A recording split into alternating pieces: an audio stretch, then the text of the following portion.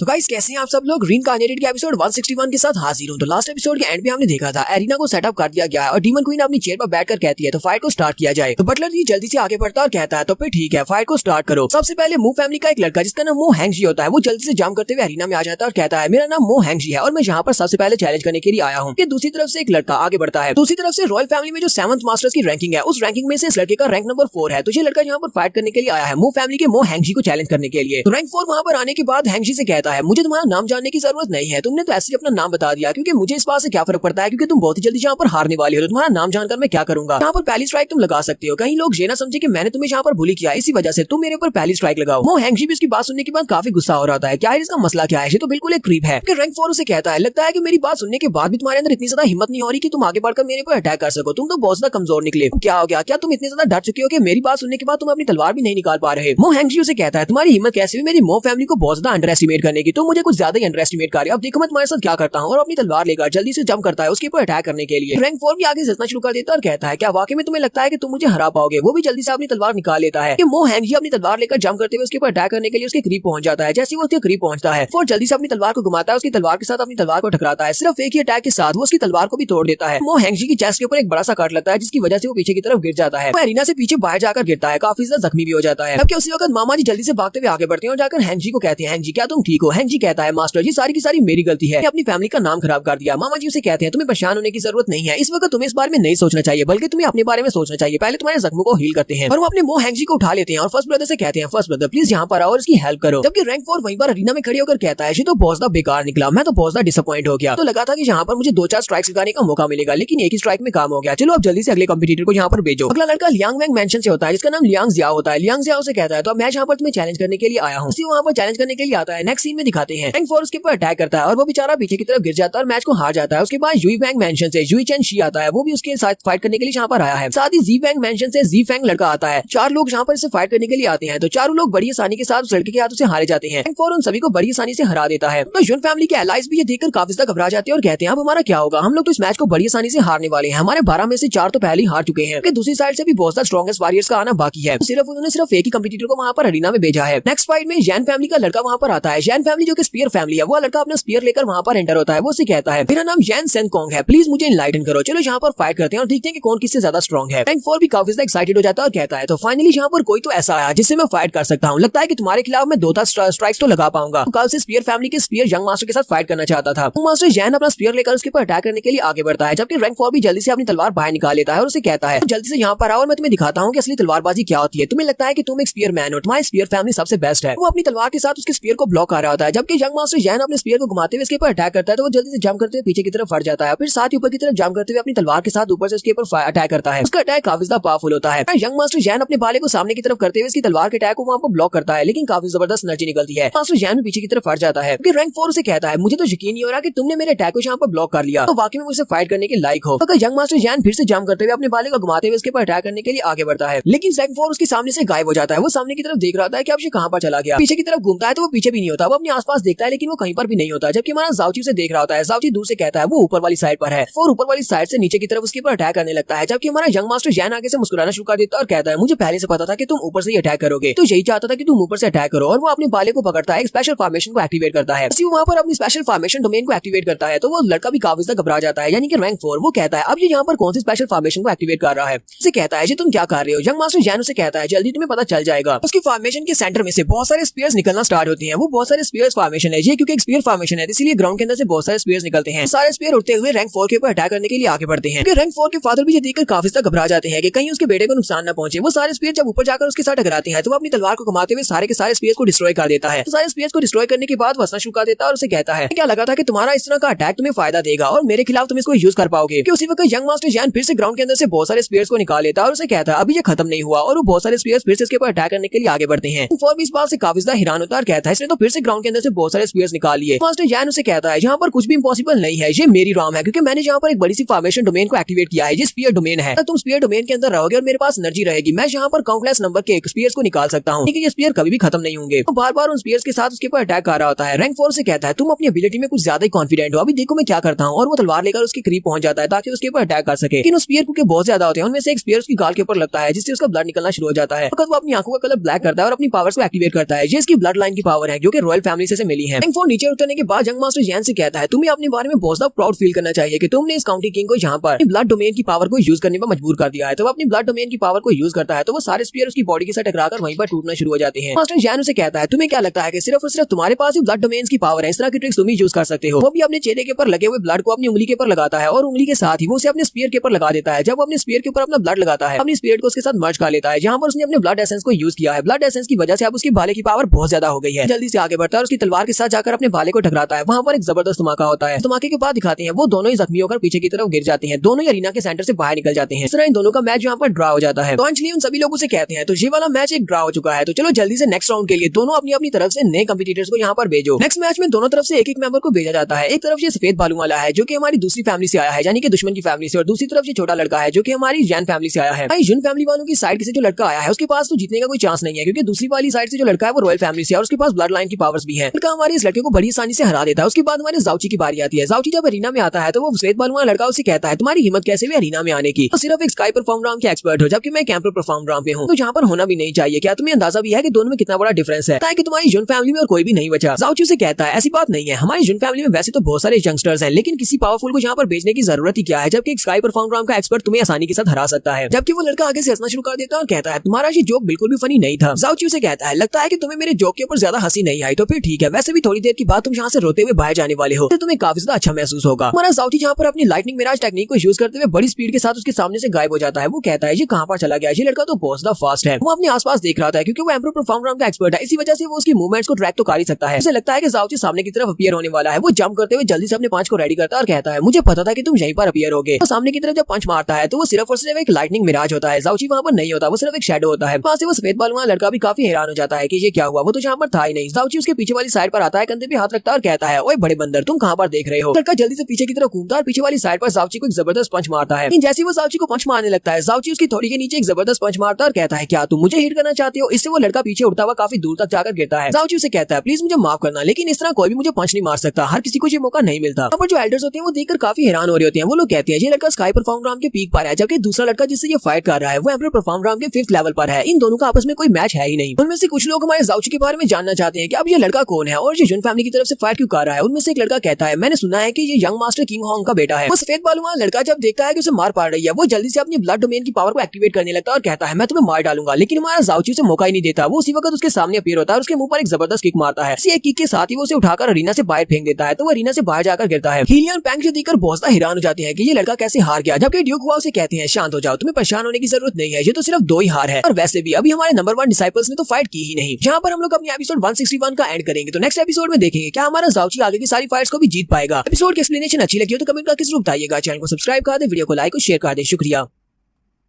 तो गाइस कैसे हैं आप सब लोग, रीइंकार्नेटेड के एपिसोड 162 के साथ हाजिर हूं। लास्ट एपिसोड के एंड में हमने देखा था हमारा जाउची अपने पहले मैच को जीत जाता है, वो सफेद बालू वाले लड़के को हरा देता है, पर बाकी के सभी लोग हैरान होते हैं। वहीं पर ड्यूक हुआ कहते हैं ज्यादा परेशान होने की जरूरत नहीं है, ये तो सिर्फ अभी 2 लड़के हुए हैं, अभी तो हमारे पावरफुल कल्टिवेटर्स ने यहाँ पर फाइट करनी है। हमारे डीमन क्वीन की तरफ भी दिखाते हैं। डीमन क्वीन जाउची को देखकर फैंसी ले रही होती है। वो कहती है ये लड़का तो काफी ज्यादा एक्साइटिंग है। डीमन क्वीन के ऊपर भी हमारे जाउची का थोड़ा बहुत जादू तो चल रहा है। फ्रेंड पर तो वही बात होनी है जो पिछली एपिसोड में मैंने आपसे कही थी, जाउची की डीमन ल्यूशनरी राम में भी तो कोई ना कोई बीवी तो होनी चाहिए। जाउची उनकी तरफ भी दिखाते हैं। जाउची अपने आसपास की तरफ देखता है कि सभी लोग चुपचाप खड़े हैं और कोई भी उसके ब्रदर्स जुन के लिए जहाँ पर चीयर नहीं कर रहा, तो वो जल्दी से अकेले ही वहाँ पर चीयर करना स्टार्ट कर देता है। वो झंडा पकड़ता है और हिला हिलाकर जाउची का नाम ले रहा होता है कि वहाँ पर जुन फैमिली और बाकी के फैमिलीज के लोग भी आहिस्ता आहिस्ता से जाउची जाउची कहना स्टार्ट करते हैं। ये सभी लोग यहाँ पर बहुत ही आहिस्ता आवाज में कह रहे हैं क्योंकि इन्हें लगता है कि अगर अगला मैच हार गए तो बहुत ज्यादा इंसल्ट होगी। जाउची एक लड़के को हराने के बाद उन लोगों से कहता है तुम लोग वहाँ पर इंतजार किसका कर रहे हो, अपने सबसे ज्यादा स्ट्रॉन्गेस्ट पर्सन को यहाँ पर भेजो, मेरे पास ज्यादा टाइम नहीं है। उसके सामने 3 लोग होते हैं, उनमें से एक तो रैन हुई होता है। रैन हुई चेयर पर बैठा होता है जबकि उसके साथ एक लड़की और एक लड़का होते हैं। रैन हुई के साथ जो लड़का होता है वो उसे कहता है यंग मास्टर आपको वहाँ पर जाने की क्या जरूरत है, मैं अकेला ही काफी हूँ, मैं वहाँ पर जाता हूँ, इस लड़के को मार कर आता हूँ। उसी वक्त एक और लड़की वहाँ पर आती है और कहती है जरा रुको, मैं जहाँ पर जाती हूँ और इससे फाइट करती हूँ, तुम सभी को अभी इससे फाइट करने की जरूरत नहीं है। तो उस लड़की का नाम वाईजी होता है और वो भी काफी ज्यादा ब्यूटीफुल होती है। और जाउची उसके बड़े बड़े बूब्स देखते ही कहता है ये तो बहुत ज्यादा बड़े हैं, कि आज तो बादल बहुत ज्यादा व्हाइट कलर के और बहुत ज्यादा सॉफ्ट होने वाले हैं। ये शायद उसने कोई मुहावरा बोला है कि हमारी डीमन क्वीन जाउची की तरफ देखकर कहती है जरा देखो तो सही, ये तो अभी भी ठरकी का ठरकी है। इसका मतलब जो उस वक्त मुझे नहाते हुए देखने के लिए आया था। कि वाईजी जल्दी से अपनी तलवार निकाल लेती है और सोच रही होती है ये लड़का ये मुझसे क्या फाइट करेगा। ये लड़का तो अपनी लार को भी टपकने से नहीं रोक पा रहा, ये मुझसे क्या फाइट करेगा। और वो अपनी तलवार लेकर जाउची को मारने के लिए बड़ी स्पीड से आगे बढ़ती है, जबकि हमारा जाउची अभी वहीं पर खड़ा खड़ा लार टपका रहा होता है। तो हमारे जाउची की बहुत करीब पहुंच जाती है, अपनी तलवार को घुमाती है और कहती है चलो ठीक है, मैं सिर्फ एक स्लैश के साथ तुम्हें मारने वाली हूँ। तो फादर दोनों ये देखकर बहुत हैरान हो जाते हैं, दूसरी चिल्लाकर उसे कहते हैं चियर बेटा देखो ये तुम्हारे पर अटैक करने वाली है। जाउची कहता है मैं तो कब से यहाँ पर तुम्हारे इंतजार कर रहा था, तुम्हें क्या लगता है कि तुम दुनिया में सबसे ज्यादा खूबसूरत हो। साथ ही वो अपनी दो उंगलियों को यूज करते हुए उसकी तलवार को वहाँ पर पकड़ लेता है और साथ ही अपनी आइस एनर्जी को रिलीज करते हुए उसकी तलवार को वहाँ पर आइस में फ्रीज कर देता है। आईजीबी ये देखने के बाद बहुत हैरान हो जाती है और कहती है ऐसा कैसे हो सकता है। वो जल्दी से जंप करते हुए पीछे की तरफ हटती है। जाउची कहता है तो क्या तुम यहाँ से भागना चाहती हो, अब तो बहुत देर हो चुकी है, तुम यहाँ से भागकर नहीं जा सकती। और वो अपनी आइस डोमेन को एक्टिवेट करता है और उसे आइस के अंदर कवर कर देता है। वहाँ पर बड़े बड़े आइस क्रिस्टल्स बनते हैं और वो आइस के अंदर जम जाती है। आईजी उस आइस के अंदर एक बहुत ही अच्छे से पोज में जमी होती है। तो जाउची वहाँ पर आता है और कहता है तुम तो वाकई में बहुत ज्यादा खूबसूरत लग रही है और ऊपर से ये वाला पोज तो तुम्हारे पर बहुत ज्यादा जचता है। तो माफ करना कि बाकी के सभी लोग भी इस नजारे के मजे ले रहे हैं। आईजी सोच रही होती है जब मैं इस आइस के अंदर से बाहर निकलूंगी तो मैं इस लड़की को मार डालूंगी, मैं इसको नहीं छोड़ूंगी। ये हिम्मत कैसे भी यहाँ पर मुझे इस तरह शर्मिंदा करने की। जाउची उसे कहता है क्या हुआ, क्या तुम जरा भी सेटिस्फाइड नहीं हो। तो बहुत ही अफसोस की बात है कि तुम एक बुरी लड़की हो, तुम अच्छी लड़की होती तो शायद मैं तुम्हारे साथ कुछ चांस बना लेता। साथ ही हमारा जाउची उस आइस के ऊपर एक जबरदस्त किक मारता है और उसी किक के साथ ही वो बाईजी को उठाकर उस अरीना से बाहर फेंक देता है। तो हमारे जाउची ने यहाँ पर दूसरे मैच को जीत लिया है, अंशली कहते हैं। तो यहाँ पर जाउची ने दूसरे मैच को जीत लिया है। फैमिली के जो लोग होते हैं वो वहाँ पर जाउची के नाम के नारे लगाना शुरू कर देते हैं। वो सभी लोग काफी ज्यादा खुश होते हैं और सभी लोग वहाँ पर झुंची झुंची कर रहे होते हैं, जबकि जाउची उन सभी का थैंक यू बोलता है, कहता है आप लोगों का बहुत बहुत शुक्रिया, अभी आगे देखते जाओ क्या होता है।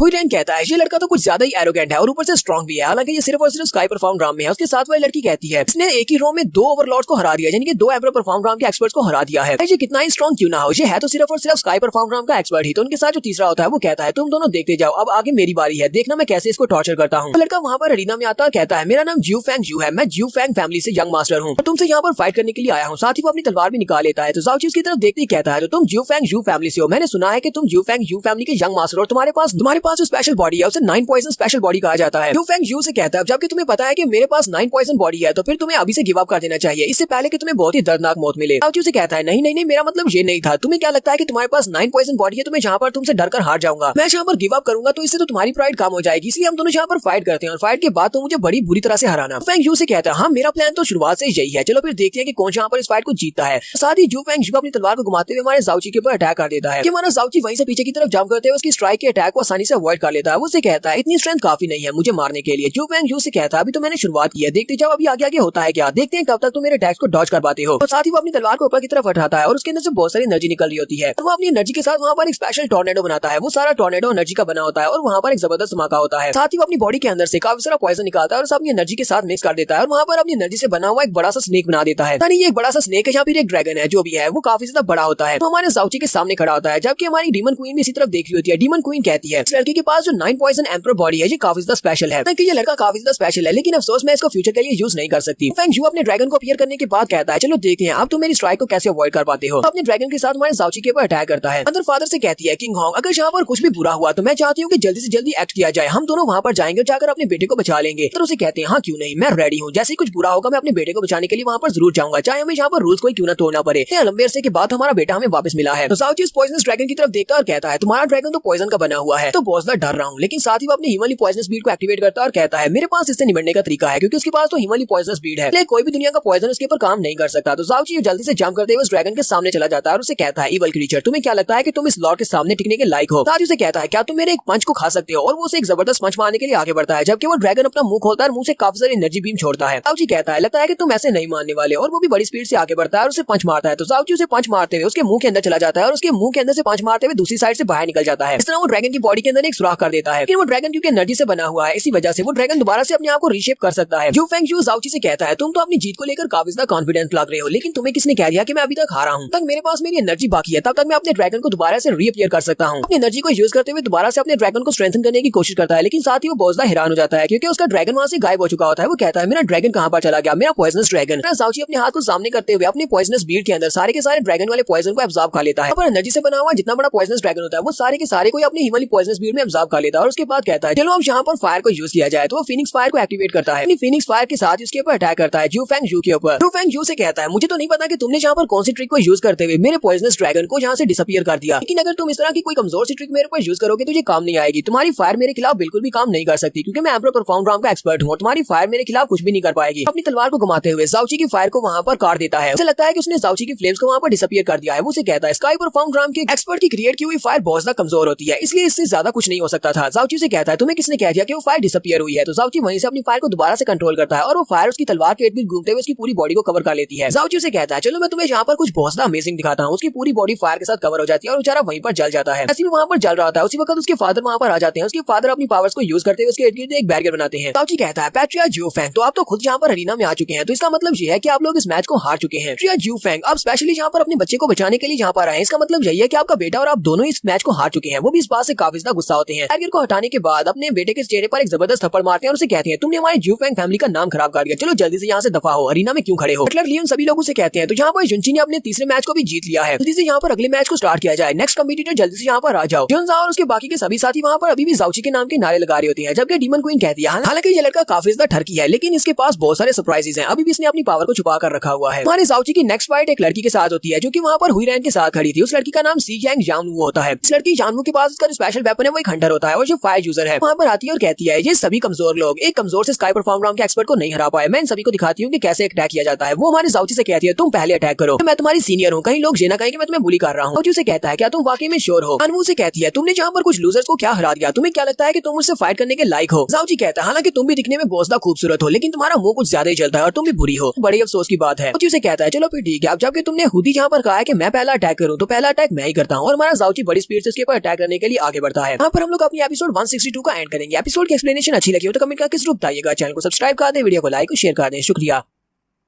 तो गाइस कैसे हैं आप सब लोग। रीइंकार्नेटेड के एपिसोड 163 के साथ हाजिर हो। तो लास्ट एपिसोड के एंड में हमने देखा था तो हमारा जाओची अपनी पहली बैटल्स को जीता है, तो उसके बाद एक और लड़की वहां पर आती है जिसका नाम जानवू होता है, उसके हाथ में उसका हंटर होता है। ये लड़की एक फ्लेम यूजर है। जानवू वहां पर आने के बाद जाओची से कहती है पहली स्ट्राइक तुम लगाओ। तुम्हें क्या लगता है कि तुमने जहाँ पर कुछ एम्परर परफॉर्म राउंड के लूजर्स को हरा दिया तो तुम जहाँ पर मुझे भी हरा सकते हो। से कहता है क्या तुम वाकई में इस बात को लेकर श्योर हो कि पहली स्ट्राइक मुझे लगानी चाहिए। अब जबकि तुमने कह दिया है तो फिर ठीक है पहली स्ट्राइक मैं ही लगा देता हूँ। तो जाओची बड़ी स्पीड के साथ उसके ऊपर अटैक करने के लिए आगे बढ़ता है। जानवू से कहती है क्या तुम्हें लगता है कि इतनी सी स्पीड के साथ तुम मुझे हरा पाओगे, और साथ ही वो अपने हंटर को रेडी करती है ताकि वो उसके ऊपर अटैक कर सके। जानवू को लगता है कि वो जाओची को अपने करीब पहुंचने नहीं दे सकती, वो अपने हंटर को वहां पर घुमाना शुरू करती है तो उसके अंदर से बहुत सारी फायर निकलती है। वो सामने एक फायर का बैरियर बना लेती है ताकि जाओची उसके करीब ना पहुंच सके। इस वजह से वो यहाँ पर इतने ज्यादा कॉन्फिडेंस के साथ बिहेव कर रही है। जाओची दूर से चिल्लाकर कहता है ये तो बहुत ही बुरा हुआ है, ये तो ची जैंग फैमिली वालों का फायर डोमेन है, इसने फायर डोमेन को एक्टिवेट कर दिया, अब जानवू के करीब कोई भी नहीं पहुंच सकता। बाकी के सभी लोग भी बातें कर रहे होते हैं, वो लोग कहते हैं ये तो वाकई में ट्रू ड्रैगन ब्लड लाइन के लोग हैं। ची जैंग फैमिली वालों की जो फायर डोमेन है इसको तो एक एम्परर प्रोफाउंड राउंड का एक्सपर्ट भी नहीं बेच सकता। ये स्काई परफॉर्म वाला लड़का इसका क्या बिगाड़ पाएगा। हमारा जुनची इस मैच को हार जाएगा लेकिन उन सभी को क्या बता के जुनची फायर से रेजिस्टेंट है। डीमन क्वीन कहती है इस लड़के ने अभी तक गिव अप नहीं किया, पता नहीं इस लड़के के पास अब और कौन सी ट्रिक होगी, मुझे तो देखने के लिए इंतजार नहीं हो रहा। अब जल्दी से ये लड़का यहाँ पर किसी ट्रिक को यूज करे। अब हमारा ड्यूक हुआ सोच रहा होता है, लगता है कि इस लड़के का टाइम पूरा हो चुका है, ये इस राउंड में हारने वाला है। हमारा जाओची जाकर उस फायर डोमेन के सामने खड़ा हो जाता है और उसे कहता है ये डोमेन तो वाकई में काफी ज्यादा इंटरेस्टिंग है, तुमने अपने इर्द-गिर्द फायर का बैरियर क्रिएट कर लिया और तुम्हें लगता है कि कोई इसको पार नहीं कर सकता। जानवू से कहती है अब क्या हुआ, तुम डरकर वहाँ पर क्यों खड़े हो, इधर पहले तो तुम जहाँ पर बहुत ज्यादा डींगे मार रहे थे, अब क्या हुआ, अब तो जल्दी से मेरे सामने अपने घुटने टेको और माफी की भीख मांगो, इस तरह मैं तुम्हें छोड़ दूंगी। जाओची अपने हाथ को आगे बढ़ाता है, अपने हाथ को आगे बढ़ाते हुए अपने हाथ के साथ उसकी फायर को वहां पर से डिस्पर्स कर देता है, जैसे कि हम लोग आग को बुझाते हैं अपने हाथ के साथ, वैसे ही वो ऐसी करता है। वो अपने सामने मौजूद सारी फायर को बुझा देता है और उससे कहता है क्या तुम इसी पावर की बात कर रही थी, मुझे लगता है कि तुम्हें अपनी फ्लेम पावर में थोड़ी सी जान डालनी चाहिए, ये तो बिल्कुल बेकार है, इसे तो हाथ से भी बुझाया जा सकता है। जाओची से कहता है चलो जल्दी करो, मैं यहाँ पर तुम्हें 3 सेकंड्स का टाइम देता हूँ, तुम्हारे पास 3 सेकंड्स है, अगर तुम अपने इस बैरियर को और ज्यादा पावरफुल कर सकती हो तो कर लो, वरना मैं तुम्हारे पर अटैक करने वाला हूँ। सभी देखने वाले बिल्कुल खामोश होते हैं, कोई भी उनमें से बात नहीं कर रहा था क्योंकि वो देखकर बहुत ज्यादा हैरान होते हैं कि आखिर ऐसा कैसे हो सकता है। ताओजुन और उसकी फैमिली के लोग यहाँ पर फिर से हमारे जुनची के नाम के नारे लगाना शुरू कर देते हैं और कहते हैं ये हमारा ब्रदर है, ये इसके लिए कुछ भी इम्पॉसिबल नहीं है। जैंग फैमिली के पैट्रियार्च कहते हैं ऐसा कैसे हो सकता है, ये लड़का ऐसा कैसे कर सकता है, ये हमारी फैमिली का बहुत ही पावरफुल बैरियर है, कि मैं जो एम्परर परफॉर्म राउंड में हूँ मैं भी इसके बैरियर को टच नहीं कर सकता, फाउंड की प्रोटेक्शन के बिना तो कोई भी फायर को टच नहीं कर सकता, फिर इस लड़के ने ऐसा कैसे किया। डीमन एम्प्रेस भी सोच रही होती है ये लड़का वाकई में बहुत ज्यादा मिस्टीरियस होता जा रहा है, लेकिन मुझे काफी ज्यादा अच्छा लग रहा है, यानी अब ये और कौन सी ट्रिक्स मुझे यहाँ पर दिखाएगा। हमारा जाओची 3 सेकंड्स पूरे होने के बाद उसकी फायर डोमेन के अंदर एंटर हो आता है और उसे कहता है तुम्हारा टाइम पूरा हो चुका है, मैंने तुम्हें कहा भी था कि अगर तुम्हारे पास और भी ज्यादा पावरफुल फायर अटैक है तो उसको क्रिएट करो, क्या मुझे यहाँ पर आकर तुम्हारे पर अटैक करना होगा। वो उसकी फायर के अंदर खड़ा होता है और उसकी फायर के उसके करीब आ जाता है ताकि वो उसके ऊपर अटैक कर सके।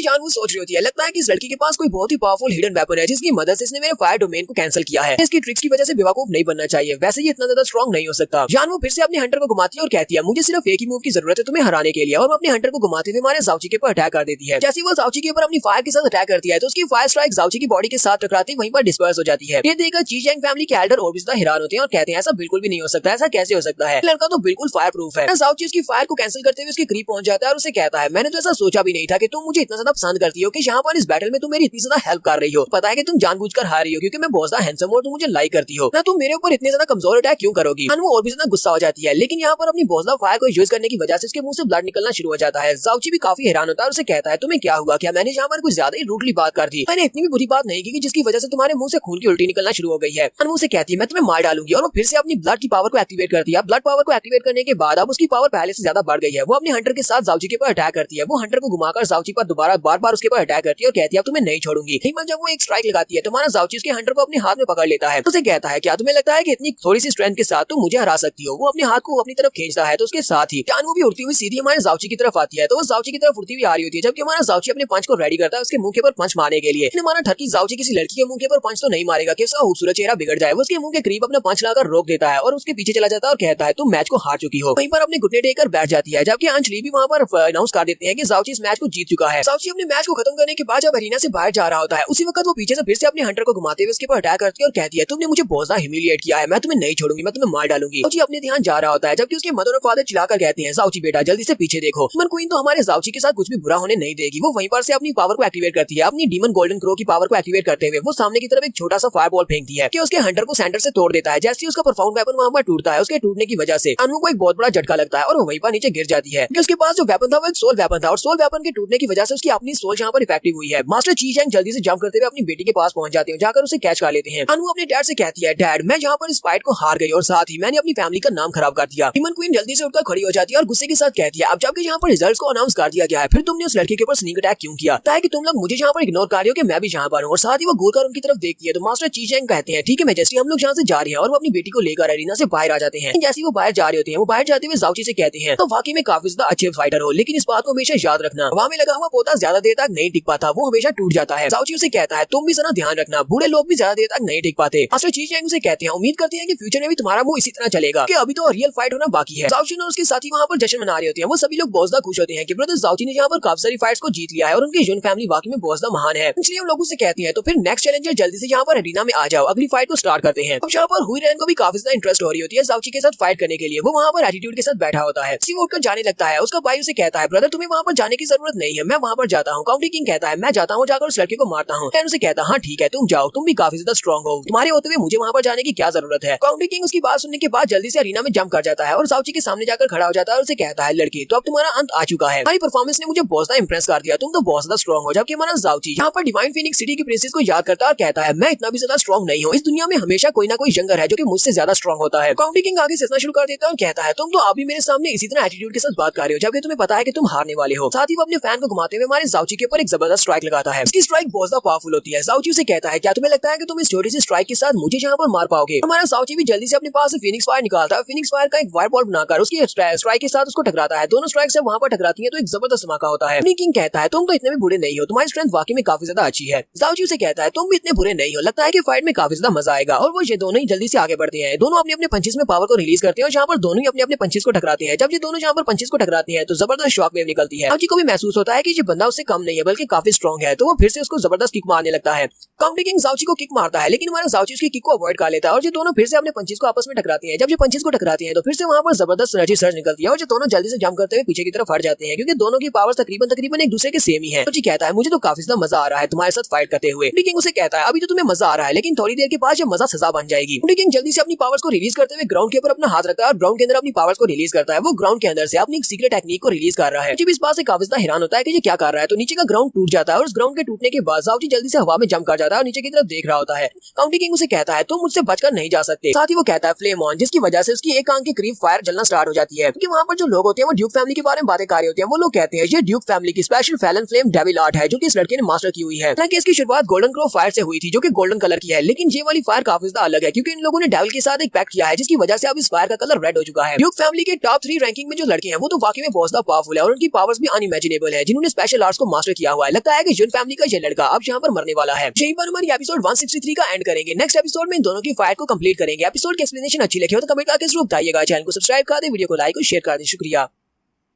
तो गाइस कैसे हैं आप सब लोग। रीइंकार्नेटेड के एपिसोड 164 के साथ हाजिर हूं। तो लास्ट एपिसोड के एंड पे हमने देखा था फेंग और काउंटी किंग के दरमियान में फाइट स्टार्ट होती है। काउंटी किंग जो कि थर्ड सन भी है फैमिली का, वो वहां पर अपनी पावर्स को रिलीज करता है, जहां पर वो अपनी डीमन फ्लेम्स को रिलीज कर रहा होता है। हालांकि वो गोल्डन क्रो की फायर है, लेकिन अब वो गोल्डन नहीं रही बल्कि वो रेड कलर की हो चुकी है, डीमन कलर की हो गई है। हमारा साउची वहां में ऊपर जंप कर जाता है और नीचे की फायर को देखकर कहता है, मोली ये क्या हो रहा है? इसकी फायर का कलर तो गोल्डन होना चाहिए था, क्योंकि ये रॉयल फैमिली से है, तो रॉयल फैमिली में तो गोल्डन क्रो की ब्लड लाइन है। हालांकि इसकी फायर का कलर मुझे यहाँ पर डीमन फायर जैसा दिखाई दे रहा है। काउंटी किंग साउची से कहता है, चलो देखते जाओ अब तुम्हारा क्या होता है, और साथ ही वो अपनी पावर्स को रिलीज करते हुए उसे कहता है, चलो ठीक है मेरे लिए बाहर आ जाओ। जब वो वहां पर ये कहता है कि मेरे लिए बाहर आ जाओ, तो नीचे का ग्राउंड टूटता है और ग्राउंड के टूटने के बाद ग्राउंड के अंदर से काफी पावरफुल ओरा निकल रहा होता है। मोली साउची से कहती है, मुझे एक बहुत ही सिनिस्टर सा ओरा महसूस हो रहा है, जैसे यहाँ पर किसी डीमन को समन करने वाला है। तुम्हें लगे कि तुम अकेले इसका मुकाबला नहीं कर सकते तो हॉन्ग को बुला लेना, तो हमारी लिटिल हॉन्ग यहाँ पर तुम्हारी मदद कर पाएगी। साउची उसे कहता है, तुम्हें परेशान होने की जरूरत नहीं है, मैं इस फाइट के ऊपर पूरा ध्यान देने वाला हूँ, मैं जरा भी केयरलेस नहीं दिखाऊंगा। वो सामने की तरफ देख रही होती है, तो जहाँ से ग्राउंड में बहुत ही जबरदस्त ओरा निकल रहा होता है, वहाँ से एक डीमन का हाथ निकलता है। एक बहुत बड़ा डीमन ग्राउंड के अंदर से बाहर निकलने की कोशिश कर रहा होता है, जल्दी से जंप करते हुए ग्राउंड को फाड़ते हुए बाहर निकल आता है। काउंटी किंग ने यहाँ पर एक बड़े से डीमन को ग्राउंड के अंदर से समन कर लिया है। वो काउंटी किंग के पास आकर खड़ा हो जाता है। काउंटी किंग साउची से कहता है, चलो देखते हैं क्या तुम कितनी जल्दी मरने वाले हो। तो साथ ही वो अपनी डेविल फायर से कहता है, डेविल फायर जाओ जाकर उसको मार डालो। इसकी डेविल फायर तो वाकई में डेविल फायर की तरह ही दिखाई दे रही है, पर इसकी डेविल वाली स्माइल, ये वाला लुक इसका काफी ज्यादा अच्छा है। बड़ी स्पीड के साथ जंप करते हुए साउची के ऊपर अटैक करने के लिए आगे बढ़ता है। वो बड़ी स्पीड के साथ ऊपर की तरफ जा रहा होता है, जबकि हमारा साउची उसके सामने खड़ा होता है। साउची कहता है, चलो फिर ठीक है आने दो इसे। वो अपने पंजे को घुमाते हुए साउची के ऊपर अटैक करता है और साउची की बॉडी को सेंटर से दो हिस्सों में काट देता है। ये देखते ही बहुत ज्यादा घबरा जाते हैं और कहते हैं, मेरा चीयर ऐसा नहीं हो सकता। जब ये डीमन क्वीन उसे कहती है, पैट्रिया जून आराम से बैठ जाओ, वो तुम्हारा बेटा नहीं है, वो तो सिर्फ एक शैडो क्लोन था। लगता है कि तुम अभी अपने बेटे के बारे में ज्यादा कुछ नहीं जानते कि उसके पास कितनी ज्यादा ट्रिक्स हैं। मास्टर किंग हॉन्ग वापस बैठ जाती है और कहते हैं, शुक्र है वो सिर्फ और सिर्फ एक शैडो क्लोन था, मैं तो बहुत ज्यादा घबरा गया था। वो डीमन साउची के ऊपर अटैक करने के बाद आसपास देख रहा होता है कि साउची कहां पर चला गया, जबकि हमारा साउची उसके पीछे वाली साइड से टच करता है और कहता है, वो बड़े से मॉन्स्टर तुम कहां पर देख रहे हो, मैं तो तुम्हारे पीछे हूं, तुम तो बहुत ज्यादा स्लो हो। जैसे ही वो मॉन्स्टर पीछे की तरफ देखता है, साउची अपना पंच बनाता है और उसके सर में एक जबरदस्त पंच मारता है, जिसके साथ वो डीमन मॉन्स्टर उड़ता हुआ ग्राउंड के ऊपर जाकर धड़ाम से गिरता है। ग्राउंड के ऊपर एक जबरदस्त धमाका होता है। फिर साउची भी जल्दी से नीचे उतर आता है और उसे कहता है, क्या तुम्हारा जो डीमन बस नहीं कर सकता था? काउंटी किंग उसे कहता है, क्या तुम्हें लगता है कि ये फाइट खत्म हो चुकी है? नहीं, अभी तो सिर्फ इसकी शुरुआत हुई है। साथ ही वो फिर से अपनी डीमन फायर को एक्टिवेट करता है और कहता है, चलो देखो अब मैं और क्या करता हूँ। डीमन फायर के साथ साउची के ऊपर अटैक करता है। वहाँ पर एक जबरदस्त धमाका होता है। थोड़ी देर के बाद उसका डीमन फिर से उठकर आ जाता है और साउची के ऊपर अटैक करता है, लेकिन हमारा साउची फिर से आकर उसके सर में एक जबरदस्त पंच मारता है। फिर साथ ही उसे किक मारते हुए वहाँ से उठाकर बाहर फेंक देता है। साउची उसे कहता है, चलो बस भी करो, ये तुम्हारा डीमन मेरे सामने बिल्कुल बेकार है। तुमने कहा ये तुम्हारी बेस्ट टेक्निक है, लेकिन ये तो किसी भी काम की नहीं है, ये एक बेकार टेक्निक है। उसी वक्त साउची चिल्लाकर उसे कहता है, पता है जून, अपने पीछे देखो, वो बड़ा डीमन मॉन्स्टर तुम्हारे पीछे है। साउची जैसे पीछे की तरफ देखता है तो वो डीमन मॉन्स्टर वाकई में उसके पीछे होता है और अब उसका साइज पहले से बहुत ज्यादा बड़ा हो चुका है। वो साइज में बहुत ज्यादा बड़ा हो जाता है। अपने बड़े से हाथ को उठाकर साउची के ऊपर पंच मारने लगता है। वो साउची के ऊपर अपने हाथ को मारता है, लेकिन साउची बड़ी स्पीड से वहां से नीचे से निकल आता है। साउची कहता है, ये मॉन्स्टर तो पागल हो गया है, पागलों की तरह यहाँ पर अटैक कर रहा है और देख भी नहीं रहा कि कहां पर अटैक कर रहा है। उसका साइज बड़ा होने की वजह से अब साउची को उसकी ग्रिप से निकलने में काफी मुश्किल हो रही है, क्योंकि ये एक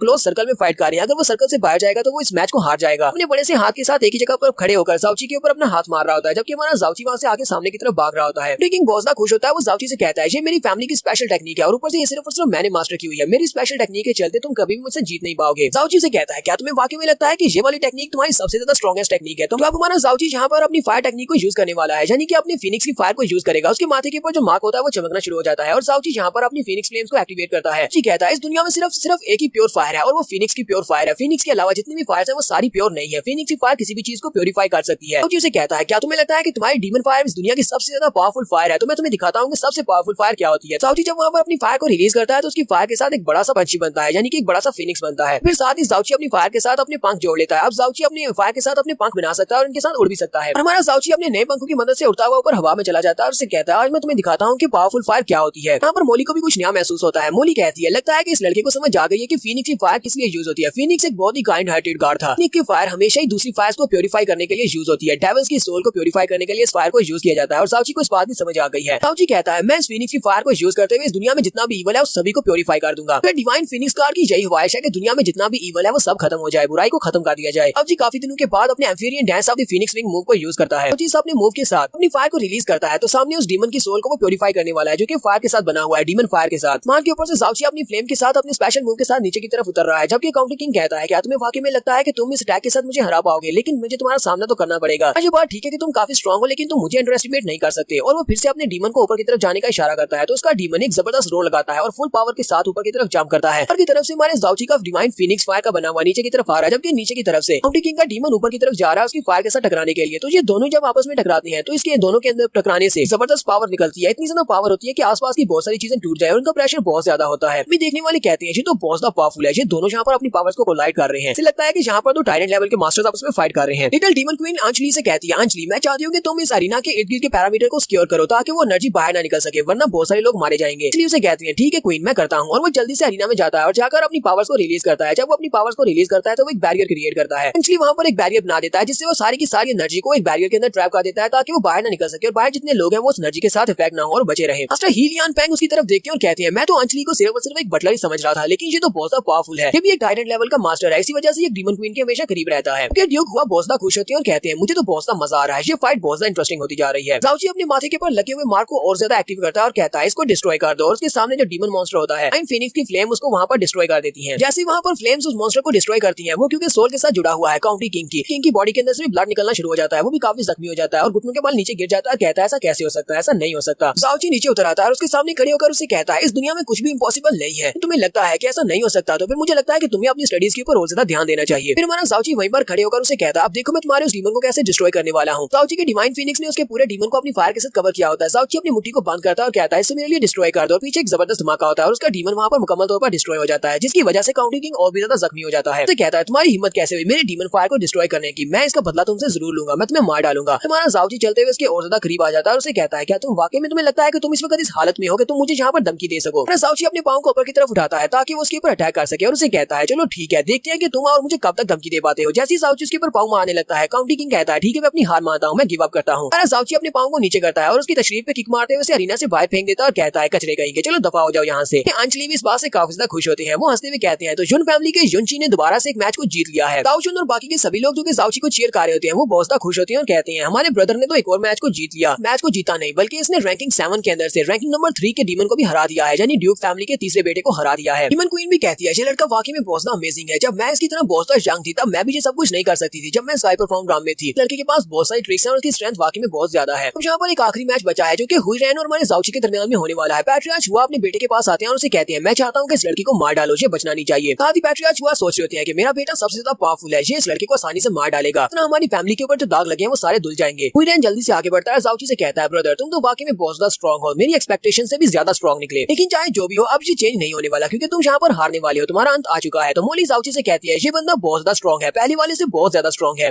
टीके के फर्स्ट ब्रदर की जितनी इसकी स्ट्रेंथ है जिसके साथ तुमने फाइट की थी, ऊपर से तुम पहले यहाँ पर काफी सारी फाइट्स कर चुके हो जिसकी वजह से तुम्हारी पावर कम रह चुकी है, इसलिए मैं चाहती हूँ कि तुम इस मैच को बहुत ही ध्यान के साथ खेलना और हो सके तो एक स्ट्राइक में मैच को खत्म करने की कोशिश करना। तो कहता है तो फिर ठीक है, लगता है कि अब हॉन्ग को यूज करने की बारी आ चुकी है। वो हॉन्ग से कहता है लिटिल हॉन्ग चलो जल्दी से तलवार में चेंज हो जाओ और बाहर आ जाओ। यहाँ पर हम लोग अपनी एपिसोड 164 का एंड करेंगे। नेक्स्ट एपिसोड में हम लोग इन दोनों की फाइट देखेंगे और देखेंगे कि इन दोनों की फाइट का क्या रिजल्ट निकलता है।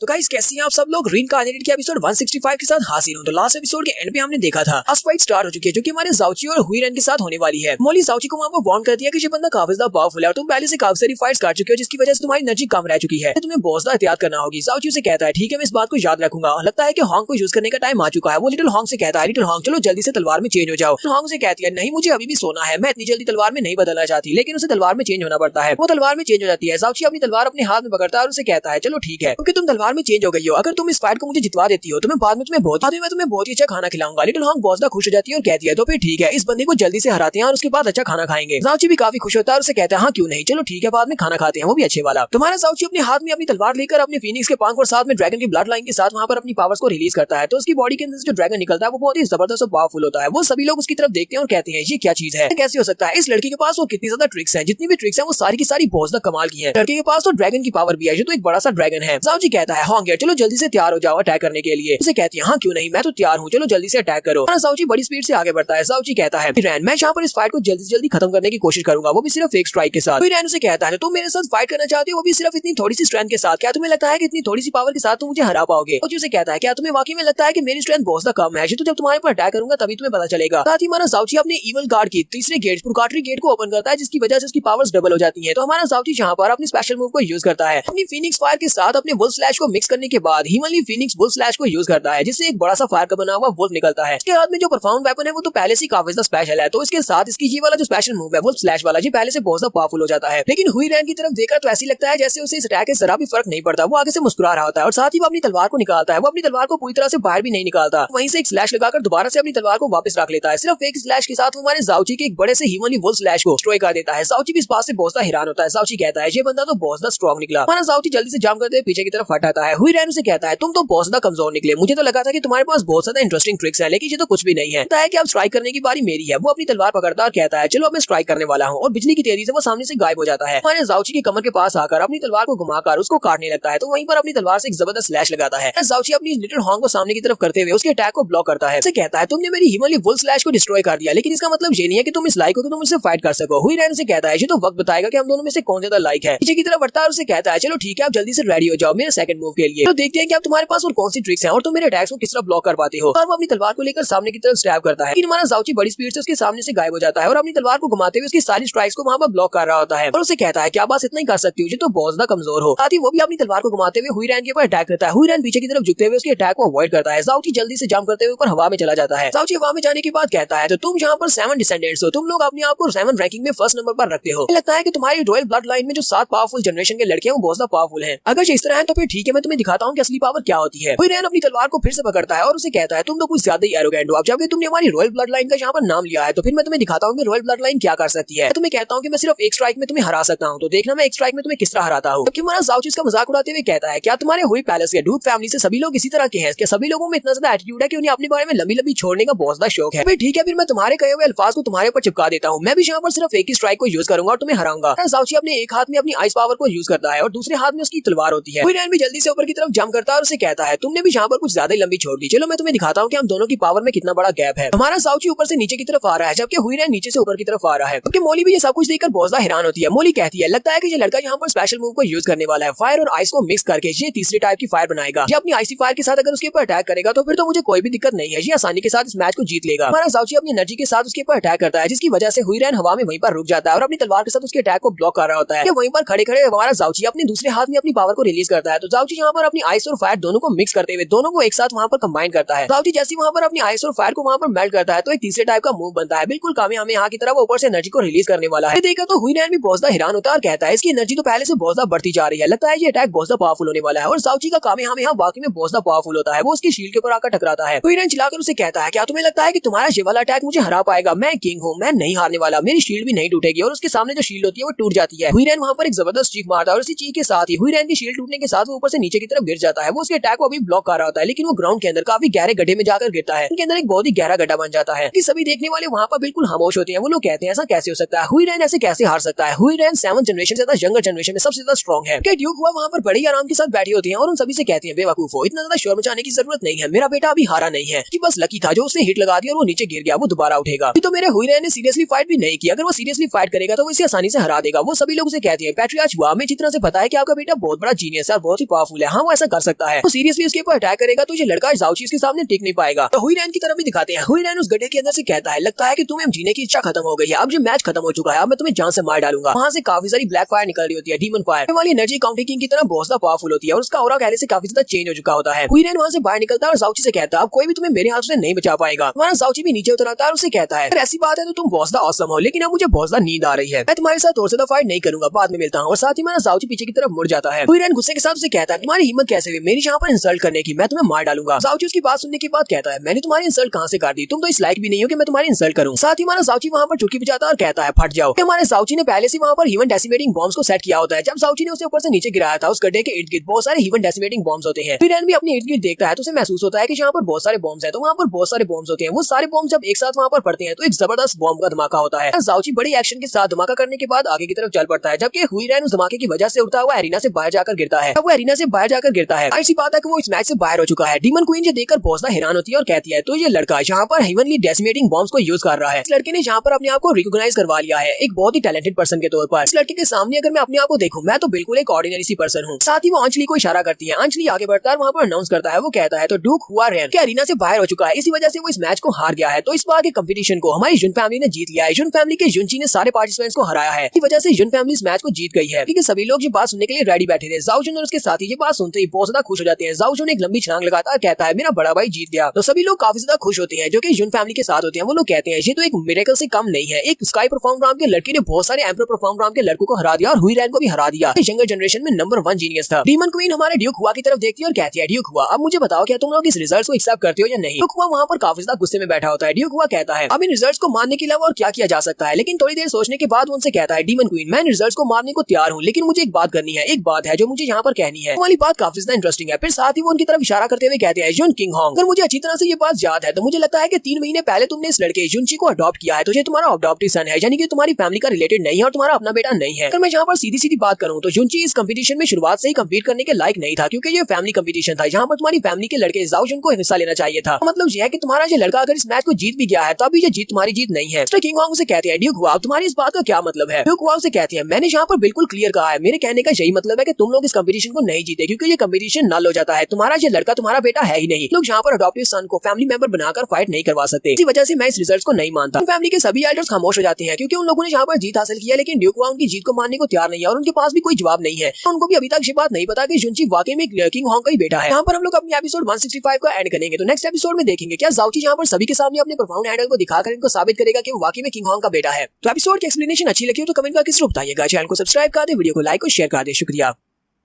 तो गाइस कैसे हैं आप सब लोग। रीइंकार्नेटेड के एपिसोड 166 के साथ हाजिर हूं। तो लास्ट एपिसोड के एंड पे हमने देखा था जाओची कंपटीशन को जीत लेता है, लेकिन कंपटीशन को जीतने के बाद ड्यूक हुआ वहां पर शोर मचा देते हैं। वो कहते हैं हम लोग इस कंपटीशन के रिजल्ट्स को कैसे मान सकते हैं जबकि जाओची की फैमिली का मेंबर है ही नहीं। हमें पता है कि जाओची को डीमन इल्यूशनरी राम में आए हुए सिर्फ 3 महीने हुए हैं और युन किंग होंग ने इसको गोद लिया है और गोद लिए हुए बेटे को फैमिली का हिस्सा नहीं माना जाएगा और जो कंपटीशन में इसने फाइट किया ये इनवैलिड हो जाती है। इसका मतलब ये कंपटीशन इन लोगों ने नहीं जीता। युन फैमिली के एल्डर्स भी ये बात सुनते बिल्कुल खामोश हो जाते हैं क्योंकि उन्हें भी अभी तक नहीं पता कि हमारा जाओची वाकई में युन किंग होंग का ही बेटा है। यहीं पर एक एल्डर काफी ज्यादा गुस्सा हो जाते हैं और कहते हैं क्यों हुआ, ये तुम किस तरह की बात कर रहे हो, ये तो तुम जहाँ पर सिर्फ और सिर्फ रिजल्ट्स को ना मानने की बात कर रहे हो क्योंकि तुम्हारा बेटा जहाँ पर हारा है इसी वजह से। जबकि तुमने खुद ही ये बात कही है कि युन किंग होंग ने जाओची को गोद लिया है, तो गोद लेने का मतलब यही है कि वो उसका बेटा है और अगर वो उसका बेटा है तो वो फैमिली कंपटीशन में उसकी तरफ से फाइट में हिस्सा ले सकता है। तुम मुझे बताओ कि वो इस कंपटीशन में हिस्सा क्यों नहीं ले सकता। तो वो आगे से जोर जोर से हंसना शुरू कर देती है और कहते हैं सर आपके कहने का मतलब क्या है। आपके कहने का मतलब यह है कि आप एक बहुत ही पावरफुल कंपटीटर को कंपटीशन के स्टार्ट होने से पहले अपना बेटा बना ले, उसे गोद ले ले और उसके बाद उसे फैमिली कंपटीशन में शामिल करते हैं। इसका मतलब हम लोग आपके इन रिजल्ट्स को मान लेंगे। कल को मैं भी किसी टाइटन लेवल के मास्टर को अपना बेटा मान लूंगा और उसे फैमिली कंपटीशन में शामिल कर दूंगा। इसे तो बिल्कुल भी नहीं हो सकता, इसलिए हम लोग इस कंपटीशन के रिजल्ट्स को बिल्कुल भी नहीं मानेंगे। वो एल्डर भी इसकी बात सुनने के बाद आगे से खामोश हो जाते हैं क्योंकि अब उनके पास और कोई भी जवाब नहीं होता। तो हमारा जाओची भी जल्दी से नीचे उतर आता है। वहां पर आते ही उसे कहता है ड्यूक हुआ आपने बिल्कुल ठीक कहा, फैमिली कंपटीशन में सिर्फ फैमिली के मेंबर्स को ही आने की इजाजत है, लेकिन क्या आप मुझे बता सकते हैं कि आपने इस बात का अंदाजा कैसे लगाया या फिर आप इस रिजल्ट के ऊपर कैसे पहुंचे कि मैं युन फैमिली का हिस्सा नहीं हूँ, कि मैं युन फैमिली से नहीं हूँ। हीलियन पेंग आगे से तालियां बजाना शुरू कर देती है और उसे कहते हैं ये तो वाकई में बहुत इंटरेस्टिंग बात कर दी लड़के, लगता है कि तुम्हें इस बारे में नहीं पता। अगर तुम कहते कि तुम किसी दूसरे क्लैन से हो और तुम्हें यहाँ पर युन किंग होंग ने गोद लिया हुआ है तो हम लोग इस बात को आसानी से मान लेते हैं, लेकिन तुमने ये कह दिया हम लोग इस बात को कैसे मान लेंगे तुम युन फैमिली से ताल्लुक रखते हो या नहीं, क्योंकि युन फैमिली वाली बहुत ज्यादा स्पेशल फैमिली वाले हैं, ब्लड लाइन बहुत ज्यादा स्पेशल है, इसलिए इनकी फैमिली मेंबर्स का पता लगाना हमारे लिए बहुत ज्यादा आसान है। तो जाओची हीलियन से कहता है मास्टर हीलियन पेंग आपको लगता है कि आप लोग यहाँ पर प्रोफाउंड हैंडल की बात कर रहे हैं, तो प्रोफाउंड हैंडल की बात हो रही है तो क्या आपको पता है मेरे पास प्रोफाउंड हैंडल है या नहीं, आपको कैसे पता। ड्यूक आगे से हंसना शुरू कर देते हैं और जाओची से कहते हैं लड़के प्रोफाउंड हैंडल युन फैमिली की ब्लड लाइन की पावर है, अगर तुम्हारे पास ये ब्लड लाइन की पावर निकल आती है यानी कि ये प्रोफाउंड हैंडल निकल आता है तो मैंने तुम्हें जो 5 पर्पल गॉड पेन क्रिस्टल्स देने का कहा था मैं उसको 3 गुना बढ़ा दूंगा और मेरी तरफ से तुम्हें 20 मिलियन मिलेंगे। लेकिन साथ ही वो गुस्से के साथ जाओची से कहते हैं लेकिन मेरी एक बात को याद रखना, अगर तुम्हारे पास प्रोफाउंड हैंडल की पावर नहीं निकली तो उसके बाद मैं तुम्हारा दुश्मन बन जाऊंगा और मैं अपने दुश्मन को नहीं छोड़ता। जाओची से कहता है ठीक है अब अपनी बात से मुकरना मत, तुमने यहाँ पर 5 की बजाय 20 गॉड क्रिस्टल्स देने का कहा है, जबकि तुम सभी लोग बहुत एक्साइटेड हो ये बात देखने के लिए, तो ठीक है फिर मैं तुम सभी को सेटिस्फाई करने के लिए तुम्हें दिखा देता हूँ। तो हमारा जाओची उनसे कहता है तो प्रोफाउंड हैंडल देखना चाहते हो तो मैं तुम्हें दिखाता हूँ। जाओची अपने हाथ को सामने की तरफ करते हुए अपने प्रोफाउंड हैंडल को एक्टिवेट करता है, तो हमारा जाओची ब्लू कलर के प्रोफाउंड हैंडल को यहाँ पर एक्टिवेट कर रहा है। प्रोफाउंड हैंडल को एक्टिवेट करने के बाद उसके सामने हैंडल से बनी हुई एक तलवार निकलती है। तो सभी लोग ये देखकर बहुत ज्यादा हैरान होते हैं, स्पेशली सुप्रीम एल्डर उसके साथ जो 2 सुप्रीम एल्डर्स होते हैं वो भी ये देखकर बहुत ज्यादा हैरान होते हैं और कहते हैं ऐसा कैसे हो सकता है, तो कोई भी गलती नहीं है, ये लड़का तो वाकई में प्रोफाउंड हैंडल वाला है, इसका मतलब ये हमारी फैमिली का एक मेंबर है। मास्टर वाइटियन भी बहुत ज्यादा हैरान होते हैं। मास्टर वाइटियन कहते हैं ये तो युनची तो वाकई में हमारी फैमिली का मेंबर निकला, लेकिन मुझे इस बारे में क्यों नहीं पता। ड्यूक हुआ हीलियन पेंग और मास्टर फिशेंग तीनों के मुंह खुले के खुले रह जाते हैं क्योंकि उन लोगों ने ये उम्मीद नहीं की थी कि जाओची के पास वाकई में प्रोफाउंड हैंडल की पावर निकल आएगी। जाओची ड्यूक हुआ से कहता है ड्यूक हुआ अब ये मत कहना कि तुम्हें इस प्रोफाउंड हैंडल के बारे में कुछ भी नहीं पता, अब ये मत कहना कि तुमने ये प्रोफाउंड हैंडल देखा ही नहीं। ड्यूक हुआ ये देखने के बाद अब इस बात को डिनाई तो नहीं कर सकते, वो अंदर से बहुत ज्यादा गुस्सा होते हैं और साथ ही वो चिल्लाकर कहते हैं युन किंग होंग ये हो क्या रहा है, इस लड़के को तो डीमन एम्पायर में आए हुए 3 महीने से ज्यादा का अरसा नहीं हुआ, तो फिर तुम्हारा इस लड़के के साथ क्या ताल्लुक हो सकता है, क्या ये तुम्हारी कोई नाजायज औलाद है, ये तुम्हारी फैमिली का मेंबर कैसे हो सकता है, इसके पास प्रोफाउंड हैंडल की पावर कैसे हो सकती है। मास्टर युन किंग होंग उन सभी लोगों से कहते हैं अब जबकि ये एक बहुत बड़ा मसला बन चुका है तो मुझे लगता है कि मुझे तुम सभी लोगों के सामने ये बात बतानी पड़ेगी, मैं इसको छुपाऊंगा नहीं, ये वाकई में मेरा और यूरो का बेटा है, यानी कि हम दोनों का ही बेटा है। पर जितने लोग खड़े होते हैं वो सभी लोग ये बात सुनते ही बहुत ज्यादा चौंक जाते हैं और कहते हैं क्या हम लोग यहाँ पर ठीक सुन रहे हैं, क्या वाकई में मास्टर किंग होंग ने यहाँ पर ये कहा कि इनका और इनकी वाइफ का बेटा है, इसका मतलब यह है कि जाओची इनका दूसरा बेटा है जबकि जाओची इनका पहला बेटा है। इनकी अलायंस फैमिली वाले भी काफी ज्यादा खुश होते हैं और सोच रहे होते हैं ये टैक्टिक तो काफी ज्यादा अच्छा निकला, इन्होंने युनची को अपना बेटा बना लिया जो कि वाकई में इनका बेटा है, इसका मतलब हम लोग इस कंपटीशन को जीत चुके हैं। जाओची के ग्रैंडपा ये बात सुनने के बाद कहते हैं तो मुझे लगता है कि ये वही लड़का है जो कि स्काई पर फाउंड ड्राम में खो गया था। मेरी बेटी और मेरे दामाद ने वापस आकर मुझे बताया था कि स्काई पर फाउंड ड्राम में उन्होंने एक बच्चे को जन्म दिया था जहाँ पर उन्होंने अपने बच्चे को एक्सचेंज किया था एक लंदे के साथ, उनका बेटा लेकर जहाँ पर आ गए, जबकि अपना बेटा उनके पास छोड़कर आ गए थे। उनके मामा जी ये बात सुनते ही बहुत ज्यादा हैरान होते हैं और कहते हैं इसका मतलब ये मेरा भांजा है और मैं अपने ही भांजे को अपना ब्रदर बनाने की कोशिश कर रहा था। ये तो अच्छा है कि मैंने इसको अपना ब्रदर नहीं बनाया। जबकि डीमन क्वीन वहाँ पर बैठी जाओची की तरफ ही देख रही होती है और कहती है ये तो सब कुछ बहुत ज्यादा इंटरेस्टिंग होता जा रहा है। मास्टर किंग होंग ड्यूक हुआ से कहते हैं ड्यूक हुआ, अब तुम्हारे पास और कोई भी रीजन नहीं बची इस कंपटीशन के रिजल्ट्स को नाम मानने की। जल्दी से अपनी हार मान लो क्योंकि अब और कुछ भी नहीं बचा। हम लोगों ने यहाँ पर इस कंपटीशन को फेयर एंड स्क्वेयर जीता है और वो भी बहुत ज्यादा ऑनर के साथ। इधर पहले तुमने यहाँ पर जो डील की थी उस डील को कभी मत भूलना। हमारे साथ बाकी के 7 क्लैंस हैं, तुम सभी को 5-5 पर्पल गॉड क्रिस्टल्स देने होंगे, जबकि तुमने अकेले हमें 20 पर्पल गॉड क्रिस्टल्स देने हैं। हमारे पास सिर्फ और सिर्फ 1 महीने का टाइम है। 1 महीने के टाइम के अंदर अंदर तुम सभी लोगों को ये क्रिस्टल्स हमारी यून फैमिली में पहुंचाने होंगे। फिर साथ ही मास्टर किंग होंग से कहते हैं लिटिल डीमन क्वीन और उसके साथ साथ काफी सारे सीनियर्स यहाँ पर मौजूद है जिन लोगों ने रिजल्ट्स को यहाँ पर विटनेस किया है। क्या तुम अब इन रिजल्ट्स को ना मानते हो? ड्यूक हुआ ये बात सुनने के बाद बहुत ज्यादा गुस्सा हो रहे होते हैं, लेकिन अब उनके पास और कुछ भी नहीं बचा कि वो यहाँ पर और क्या कहें। इसी वक्त उनके मुंह से ब्लड निकलना शुरू हो जाता है और साथ ही वो वॉइस ट्रांसमिशन को यूज करते हुए बाकी के लीडर्स से कहते हैं तुम लोगों ने अभी तक यहाँ पर मेरी ज्यादा मदद नहीं की, तुम्हें मेरी मदद करना होगी। मास्टर फीशेंग जल्दी से आगे बढ़ते हैं। पैट्रियार्च फीशेंग कहते हैं ठीक है मैं पहले जाता हूँ। ऐसे वो वहाँ पर आगे बढ़ने लगते हैं। उसी वक्त डीमन क्वीन कहती है ड्यूक बाउकिंग कहाँ पर है, जल्दी से ड्यूक बाउकिंग को यहाँ पर बुलाया जाए। पैट्रियार्च फीशेंग जो कि आगे की तरफ बढ़ रहे होते हैं वो वहीं पर रुक जाते हैं क्योंकि वहाँ पर ड्यूक बाउकिंग आ जाते हैं। ड्यूक बाउकिंग उनसे कहते हैं लिटिल डीमन क्वीन मैं यहाँ पर हूँ और जल्दी से जाकर उसके सामने झुकते हुए कहते हैं लिटिल डीमन क्वीन मुझे ऑर्डर्स दें कि मुझे क्या करना है। लिटिल डीमन क्वीन लॉर्ड बाउकिंग से कहती है लॉर्ड बाउकिंग आपको मैंने एक ओवरलॉर्ड फील्ड बनाने के लिए कहा था, यानी कि एम्परर लेवल की फील्ड बनाने के लिए कहा था, वो फील्ड कहाँ तक पहुंची, क्या वो मुकम्मल हो चुकी है? तो लॉर्ड बाउकिंग अपने पास एक छोटा सा बॉक्स निकालते हैं जिसके अंदर उन्होंने एम्परर लेवल की फील्ड रखी हुई है। वो उसे कहते हैं हाँ वो पिल पूरी हो चुकी है। ये पिल 3 दिन पहले ही बन चुकी थी और इसकी क्वालिटी बहुत ज्यादा अच्छी है। पहले वाली सारी पिल्स के मुकाबले में इसकी क्वालिटी सबसे ज्यादा बेस्ट है। और वो उस पिल वाले बॉक्स को प्रिंसेस के सामने करता है। प्रिंसेस उसके हाथ से उस बॉक्स को ले लेती है और उस बॉक्स को लेने के बाद वो अंजलि के प्लेट के अंदर उसको रख देती है और कहती है इस बार की सेरेमनी तो वाकई में बहुत ज्यादा इंटरेस्टिंग हो गई, हमें बहुत इंटरेस्टिंग कंपटीशन मैच देखने को मिला है। तो ये वाली एम्परर लेवल की पिल मैं युनची को देती हूँ जो कि इस कंपटीशन का विनर है। वहाँ पर डीमन क्वीन वो पिल जाओची को देने का कहती है तो वहाँ पर शोर मच जाता है। सभी लोग कहते हैं डीमन क्वीन ऐसा कैसे कर सकती है, वो एक एम्परर लेवल की पिल युनची को कैसे दे सकती है? इस पिल को बनाने के लिए पूरे 50 साल लगते हैं। 50 साल के बाद ये एक पिल बनती है और ये वाली पिल बहुत ज्यादा खास होती है। डीमन क्वीन उन सभी की बातें सुनने के बाद कहती है ये तुम सभी लोग किस तरह की बातें कर रहे हो, क्या तुम्हें लगता है कि यहाँ पर कोई और भी ऐसा है जो कि इस पिल के खाने के लायक है? मुझे बताओ क्या युनची के अलावा कोई और तुम्हें यहाँ पर दिखाई देता है कि जिसको ये पिल मिलनी चाहिए? सभी लोग प्रिंसेस की बात सुनने के बाद खामोश हो जाते हैं। ड्यूक फिर से वॉइस ट्रांसमिशन को यूज करते हुए अपने लोगों से कहती है अगर तुम लोगों ने अभी आगे बढ़कर कोई एक्शन नहीं लिया तो फिर कब एक्शन लोगे, चलो जल्दी से आगे बढ़ो। तो फीशेंग जल्दी से आगे बढ़ते हैं और उसे कहते हैं यस मैं आगे बढ़ता हूँ। और वो प्रिंसेस से कहते हैं मैं जी फैंग फैमिली का पैट्रियार्च इन रिजल्ट्स को मानने से इनकार करता हूँ, मैं इन रिजल्ट्स के साथ बिल्कुल भी एग्री नहीं करता। जाओची के डैड जल्दी से उठकर खड़े हो जाते हैं और चिल्लाकर उसे कहते हैं पैट्रियार्च जी फैंग अब इस बात का क्या मतलब है, आप कहना क्या चाहते हैं कि आप इन रिजल्ट्स को नहीं मानते? तो जी फैंग उन सभी लोगों से कहते हैं हम लोगों को इस बारे में नहीं बोलना चाहिए कि हमारी युन फैमिली के ऊपर अभी भी एक गुनाह है। इन फैमिली वालों ने रॉयल सील को घुमा दिया था क्योंकि इन लोगों को रॉयल सील को की हिफाजत की जिम्मेदारी दी गई थी, लेकिन इन लोगों ने रॉयल सील को अपने हाथों से घुमा दिया। हम लोग इस बात को इतनी आसानी से नजरअंदाज कैसे कर सकते हैं? इन लोगों ने कंपटीशन को क्या जीत लिया, इनके गुनाह को माफ नहीं किया जा सकता। मास्टर किंग होंग और भी ज्यादा गुस्सा हो जाते हैं और उसे कहते हैं ये तुम किस तरह की बकवास कर रहे हो, जबकि प्रिंसेस भी वहाँ पर बहुत ज्यादा गुस्सा हो जाती है। डीमन क्वीन उन सभी से कहती है पिछले 100 साल से ये बात सुनती आ रही हूँ कि युन फैमिली वालों ने ये गुनाह किया। पुराने डीमन किंग को हमारी रॉयल सील दी गई थी और वो रॉयल सील को लेकर अपने साथ स्काई पर फाउंड कंट्री में चले गए और वहाँ से वापस नहीं आए, जिसकी वजह से रॉयल सील गुम हो चुकी है। पिछले 100 साल से तुम सभी लोग एक ही बकवास किए जा रहे हो, बार बार तुम लोग रॉयल सील को सामने ले आते हो। एल्डर से कहते हैं लिटिल डीमन क्वीन हम लोग जानबूझकर इस बात को यहाँ पर नहीं लेकर आ रहे, लेकिन अब जबकि यहाँ पर मसला ऐसा है तो इसी वजह से हमें इस बात को यहाँ पर रखना पड़ेगा। हम लोग आए युन फैमिली को माफ कैसे कर सकते हैं? वो रॉयल सील आपके लिए कितनी ज्यादा इंपॉर्टेंट थी, लेकिन ये लोग उस रॉयल सील की हिफाजत नहीं कर पाए। वो सील आपके लिए तो बहुत ज्यादा इंपॉर्टेंट है और हमारे डीमन इल्यूजनरी ड्राम के लिए भी। पिछले 100 साल से किसी ने भी आपको रियल की डीमन क्वीन नहीं माना हुआ क्योंकि आपके पास गोल्डन क्रो की इनहेरिटेंस की पावर नहीं है। उसी सील को यूज करते हुए आप इनहेरिटेंस की पावर को हासिल कर सकती है। क्वीन उनकी बातें सुनने के बाद सोच रही होती है कि ये लोग यहाँ पर पूरी तैयारी करके आए हैं, अब युन फैमिली सब मसले से कैसे निकलेगी? हमारा जाओची यहाँ पर हंसना शुरू कर देता है और उनसे कहता है तुम सभी लोग तो बहुत बड़े कमीने हो, तुम लोग पूरी तैयारी करके आए हो। जबकि हमारी डीमन क्वीन जाओची की तरफ देखती है और कहती है ये लड़का फिर से यहाँ पर कोई ट्रिक चलने वाला है, चलो देखते हैं कि आप यहाँ पर क्या करेगा। यहाँ पर हम लोग अपनी एपिसोड 166 का एंड करेंगे। एपिसोड की एक्सप्लेनेशन अच्छी लगी हो तो कमेंट करके जरूर बताइएगा। चैनल को सब्सक्राइब कर दे, वीडियो को लाइक और शेयर कर दे। शुक्रिया।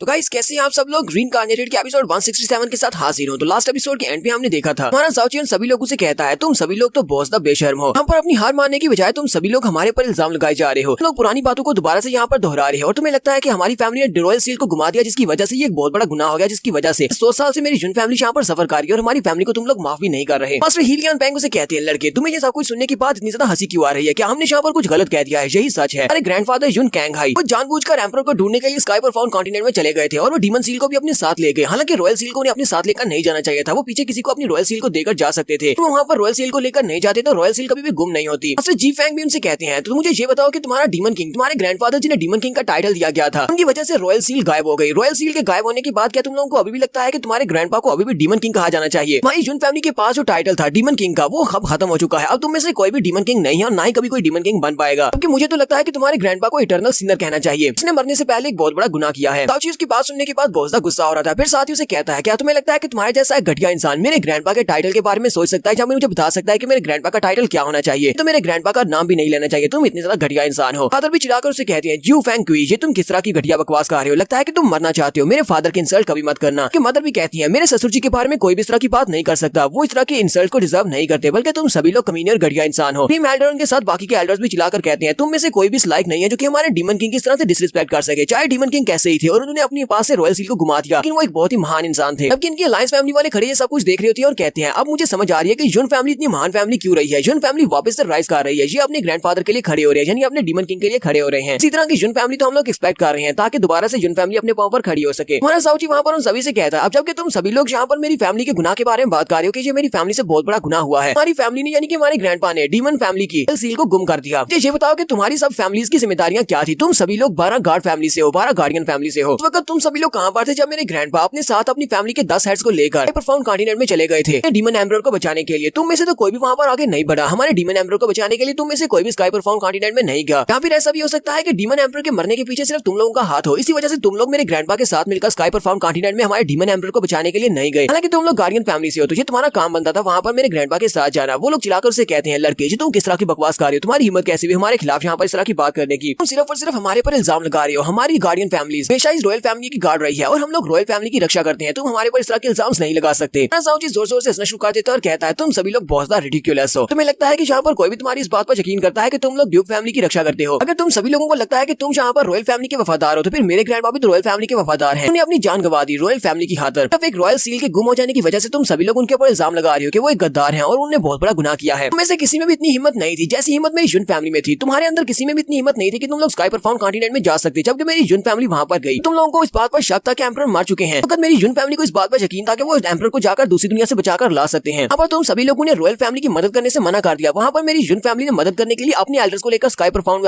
राम में जाने का फैसला किया। कि हमारी डीमन क्वीन जाउची की सारी बातें सुनने के बाद काफी ज्यादा इंप्रेस हो रही होती है। जाउची उन सभी लोगों से कहता है तुम सभी लोग मेरी जुन फैमिली को पिछले 100 साल से इसलिए टॉर्चर कर रही हो कि हम लोगों के पास जो रॉयल सील थी जो हमें हिफाजत करने के लिए दी गई थी वो गुम हो गई। तो ठीक है फिर मैं तुम्हें यहाँ पर कुछ दिखाता हूँ। वो उनसे कहता है कमीनो घटिया इंसानों जल्दी से अपनी आंखें खोलो और जरा इस तरफ देखो, तभी कोई पता चले कि ये दुनिया कितनी बड़ी है। देखो जरा तुम्हें पता चले कि ये क्या चीज है। डीमन क्वीन जैसी जाउची के हाथ में उस चीज को देखती है तो वो एक सील होती है। डीमन क्वीन कहती है तो वाकई में हमारी सील है, इसके अंदर से जो ऑरा निकल रहा है वो पुराने डीमन एम्परर का है, तो मेरी रॉयल फैमिली की असली डीमन सील है। तभी देखने वाले बहुत ज्यादा हैरान हो जाती है और कहती है ऐसा कैसे हो सकता है, अगर ये वाकई में रियल डीमन सील है तो फिर इस लड़की के पास क्या कर रही है। ड्यूक हुआ जब वहां पर उस सील को देखते हैं तो वो कहते हैं अगर ये सील वाकई में असली निकली तो फिर तो मेरा प्लान फेल हो जाएगा, मुझे यहाँ पर कुछ ना कुछ करना पड़ेगा। वो चिल्लाकर कहता है इम्पॉसिबल, ऐसा नहीं हो सकता, ये असली की डीमन सील कैसे हो सकती है। हुआ जाउची से कहते हैं ये डीमन इंपीरियल सील तुम्हारे पास कैसे हो सकती है, क्या तुम्हें लगता है कि हम लोग 3 साल के बच्चे हैं जो कि तुम्हारी इस बात को मान लेंगे ये नकली है, तुम्हारे पास नहीं हो सकती। तो जाउची उसकी बात सुनने के बाद कहता है क्या तुम लोग यहाँ पर मेरी किसी भी बात को मानोगे या नहीं, हर बात के ऊपर तुम लोग आगे से यही कह देती हो कि तुम लोग इस बात को नहीं मानने वाले। जाउची दरवाजे में जाकर खड़ा हो जाता है और कहता है ग्रैंडपा क्या आप देख रहे हैं ये वही जगह है जिसको प्रोटेक्ट करने के लिए आपने अपनी जान दे दी, लेकिन यहाँ के लोग तो बहुत ज्यादा कमीने और घटिया इंसान हैं। जाउची वहीं पर अपने हिमालय पॉइजनस बीट को एक्टिवेट करता है। हिमालय पॉइजनस बीट को एक्टिवेट करने के बाद वो उसके अंदर से ग्रैंडपा के ताबूत को बाहर निकाल देता है जिसके अंदर ग्रैंडपा की बॉडी पड़ी हुई है। इसी वहां पर उस ताबूत को बाहर निकालता है। जो किंग होंग अपने फादर के ओरा को महसूस करते हैं वो सभी लोग देखते हैं कि इसके अंदर तो डीमन किंग की बॉडी पड़ी हुई है। वो सभी लोग जो देखते बहुत ज्यादा हैरान हो जाते हैं। किंग होंग तो भागते हुए ताबूत के पास चले जाते हैं और बैठकर रोना शुरू कर देते हैं और कहते हैं फादर ऐसा नहीं हो सकता। मैडर और बाकी के सभी लोग भी देखकर रोना शुरू कर देते हैं और कहते हैं जी तो वाकई में ब्रदर कैंग हाई है, ब्रदर कैंग हाई जी तो वापस आ गए। जुन फैमिली के सभी लोग यहाँ पर रोना शुरू कर देते हैं। फादर किंग होंग वहाँ पर रोते हुए अपने डैड से कहते हैं डैड काफी लंबा अरसा हो गया, मैं काफी अरसे के बाद आपको देख रहा हूँ, लेकिन मुझे आपको देखकर बहुत ज्यादा खुशी हो रही है, लेकिन इस वक्त सिचुएशन कुछ ऐसी है यहाँ पर आपके लिए प्रॉपर्ली रोने का टाइम भी नहीं मिलेगा कि ना आपने अपनी जुन फैमिली को मेरे ऊपर छोड़ा था तो मैं जुन फैमिली को संभालूंगा। मास्टर किंग होंग जल्दी से पीछे की तरफ हटते हैं और पीछे हटने के बाद वो वहाँ पर डेड बॉडी के सामने अपने घुटने टेक देते हैं और रिस्पेक्ट देते हुए कहते हैं जुन किंग होंग पैट्रियार्क जुन फैमिली का। अपने डीमन किंग को सैल्यूट करता है और उन्हें वेलकम बैक कहता है, उन्हें अपने डीमन लुशनरी नाम में वापस वेलकम कहता है। क्योंकि जुन फैमिली के सभी लोग भी जल्दी से वहाँ पर अपने घुटने टेक देते हैं और अपने डीमन किंग को वहाँ पर वेलकम बैक कहते हैं। जाउची अपने ग्रैंडपा से कहता है ग्रैंडपा क्या आप देख रहे हैं ये सभी लोग आपसे कितना ज्यादा प्यार करते हैं और आप वापस से अपनी फैमिली में आ चुके हैं। मास्टर हीलियन पेंग चिल्लाकर कहते हैं लड़के ऐसा कैसे हो सकता है। किंग कैंग हाई पिछले कई सालों से स्काई प्रोफाउंड कॉन्टिनेंट में कैद था, अगर ये वहाँ पर कैद था और इसके पास इंपीरियल सील थी तो फिर उन लोगों ने स्काई प्रोफाउंड कॉन्टिनेंट के लोगों ने इसके पास से इस डीमन इंपीरियल सील को ले क्यों नहीं लिया। ऊपर से इसकी डेड बॉडी यहाँ पर कैसे आई, तुम इसकी डेड बॉडी को यहाँ पर कैसे लेकर आए हो। जाउची से कहता है क्या तुम जानना चाहते हो, क्या तुम सभी लोग जानना चाहते हो, ठीक है मैं तुम सभी लोगों को बताता हूँ। 100 साल पहले जब मेरे ग्रैंडपा डीमन एम्परर को बचाने के लिए स्काई प्रोफाउंड कॉन्टिनेंट में गए थे, अपने साथ 10 ग्रेट एल्डर्स को लेकर गए थे, वो भी जुन फैमिली के एल्डर्स थे। ये लोग स्काई प्रोफाउंड कॉन्टिनेंट में डीमन एम्परर को बचाने के लिए पहुंचे। वहाँ पर पहुंचने के बाद इन्हें पता चला कि वहाँ पर पहले से एक जाल बिछा हुआ है। तभी कि वहाँ पर अपीयर होते ही वहाँ पर एक बड़ी सी फॉर्मेशन बिछी हुई थी कि वो सभी लोग पहले से इनका इंतजार कर रहे थे। डीमन एम्परर को तो इन लोगों ने पहले से मार दिया था, तो इन सभी लोगों के वहाँ पर पहुंचने के बाद ये सभी लोग भी उस फॉर्मेशन में फंस गए। मेरे ग्रैंडफादर के साथ बाकी के जो 10 लोग थे वो सभी लोग तो वहाँ पर मारे गए, लेकिन मेरे ग्रैंडफादर बहुत ज्यादा जख्मी हालत में, और जख्मी हालत में उन लोगों ने मेरे ग्रैंडफादर को पकड़ लिया। स्काई परफॉर्म कॉन्टिनेंट के लोगों ने मेरे ग्रैंडपा को पकड़ लेने के बाद ग्राउंड के नीचे 100 फीट गहराई में एक बड़ी सी तलवार की फॉर्मेशन के नीचे बांध दिया। यहाँ पर पिछले 100 साल से कैद थे। साउची उनसे कहता है कि आप जानना चाहते हैं कि ये वाली रॉयल सील इतने सालों तक बची कैसे रही, 100 साल तक ये बची रही। कोई भी स्काई परफॉर्म कॉन्टिनेंट का बंदा इनके पास से सील को नहीं ले पाया। मैं तुम्हें बताता हूँ कि ये सील उन्होंने कहाँ पर छुपाई हुई थी। ग्रैंडफादर ने अपने दिल के अंदर इस सील को छुपाया हुआ था। मेरे ग्रैंडफादर ने अपने दिल के अंदर एक छोटी सी स्पेस बनाई थी और इस सील को अपने दिल के अंदर दबा कर रखा हुआ था। कोई भी सील को उनके हार्ट के अंदर से बाहर ना निकाल सके। अगर कोई निकालने की कोशिश करे तो ये सील साथ ही डिस्ट्रॉय हो जाए और उनकी बॉडी भी साथ ही डिस्ट्रॉय हो जाए। पिछले 100 साल से मेरे ग्रैंडफादर को सिर्फ और सिर्फ इसी रॉयल डीमन सील के लिए बहुत ज्यादा टॉर्चर किया जा रहा था ताकि ये सील को निकालकर उनको दे दे। लेकिन मेरे ग्रैंडफादर जो कि डीमन फैमिली से बहुत ज्यादा लॉयल हैं, उन्होंने 100 साल तक वहां पर इस टॉर्चर को बर्दाश्त किया, लेकिन इस सील को उन लोगों के हवाले नहीं किया। हमारा साउची ये सारी बातें बताते हुए ना सिर्फ साथ में रो रहा था बल्कि उसके मुंह से ब्लड भी निकल रहा होता है, यानी कि इस बेचारे को जो बातें बताते हुए बहुत ज्यादा दर्द महसूस हो रहा है। साउची उन लोगों से कहता है मेरे ग्रैंडपा ने ये सारे के सारे दर्द को बर्दाश्त किया सिर्फ और सिर्फ रॉयल फैमिली के लिए, क्योंकि वो डीमन एम्परर था, ये सील पहुंचाना चाहता था और ये सील किसी भी दूसरे इंसान को नहीं देना चाहता था। डीमन एम्परर ने खुद ये सील उसको हिफाजत करने के लिए दी थी। आखिर पर जब मेरी मुलाकात मेरे ग्रैंडफादर से हुई तब तक वो हार मान चुके थे और मुझे देखने के बाद वो बहुत ज्यादा खुश हुए। ये सील उन्होंने मुझे दे दी। हालांकि उनकी हालत वहाँ पर बहुत ज्यादा खराब थी, लेकिन उन्होंने वहाँ पर अपनी बॉडी के बारे में कंप्लेन करने की बजाय मुझे कहा कि ये वाली सील मैं अपने पास रखूं और इसे जाकर डीमन क्वीन को दे दूं। इस सील को उन्होंने जब अपने हार्ट के अंदर से बाहर निकाला तो उनकी मौत हो गई। का मतलब यह है कि रॉयल सील की हिफाजत करते हुए मेरे ग्रैंडपा मरे हैं। और तुम सभी लोग देखो किस तरह मेरे ग्रैंडफादर के खिलाफ बकवास करते हो। तुम सभी लोग भी 12 गार्डियन फैमिली से हो, लेकिन मेरे ग्रैंडफादर की तरह तुम में से किसी में भी इतनी हिम्मत नहीं थी कि तुम लोग आगे बढ़कर उस रॉयल सील को वहां से ला सको। बल्कि इसके उल्ट तुम सभी लोग तो यहाँ पर मेरी जुन फैमिली को सप्रेस करने की कोशिश कर रहे हो। पिछले 100 साल से ऐसी कौन सी बात है जो तुमने जुन फैमिली के खिलाफ नहीं की होगी? कि तुम में से कुछ इस तरह के भी लोग हैं जो यहाँ पर ये बकवास कर रहे हैं कि मेरे ग्रैंडफादर जो कि रॉयल फैमिली से बहुत ज्यादा वफादार थे, उनका नाम चेंज कर देना चाहिए। उनका नाम जो कि डीमन किंग, डीमन एम्परर ने उनको दिया था, लोग उसका नाम चेंज करके उसे इटर्नल सिनर कहना चाहते हो। हमारा साउची वहाँ पर बहुत ज्यादा गुस्सा हो जाता है और गुस्से के साथ उनके साथ ये सारी बातें कर रहा होता है और उनसे कहता है तुम सभी की हिम्मत तो देखो, हमारी जुन फैमिली के खिलाफ जा रहे हो, जबकि तुम सभी लोगों ने खुद कभी कुछ भी नहीं किया और ना ही तुम लोग कभी रॉयल फैमिली के वफादार रहे हो। यहाँ पर हम लोग अपनी एपिसोड 167 का एंड करेंगे। नेक्स्ट एपिसोड में यहीं से इसको कंटिन्यू करेंगे। एपिसोड की एक्सप्लेनेशन अच्छी लगी हो तो कमेंट करके जरूर बताइएगा। चैनल को सब्सक्राइब कर दें, वीडियो को लाइक और शेयर कर दें। शुक्रिया।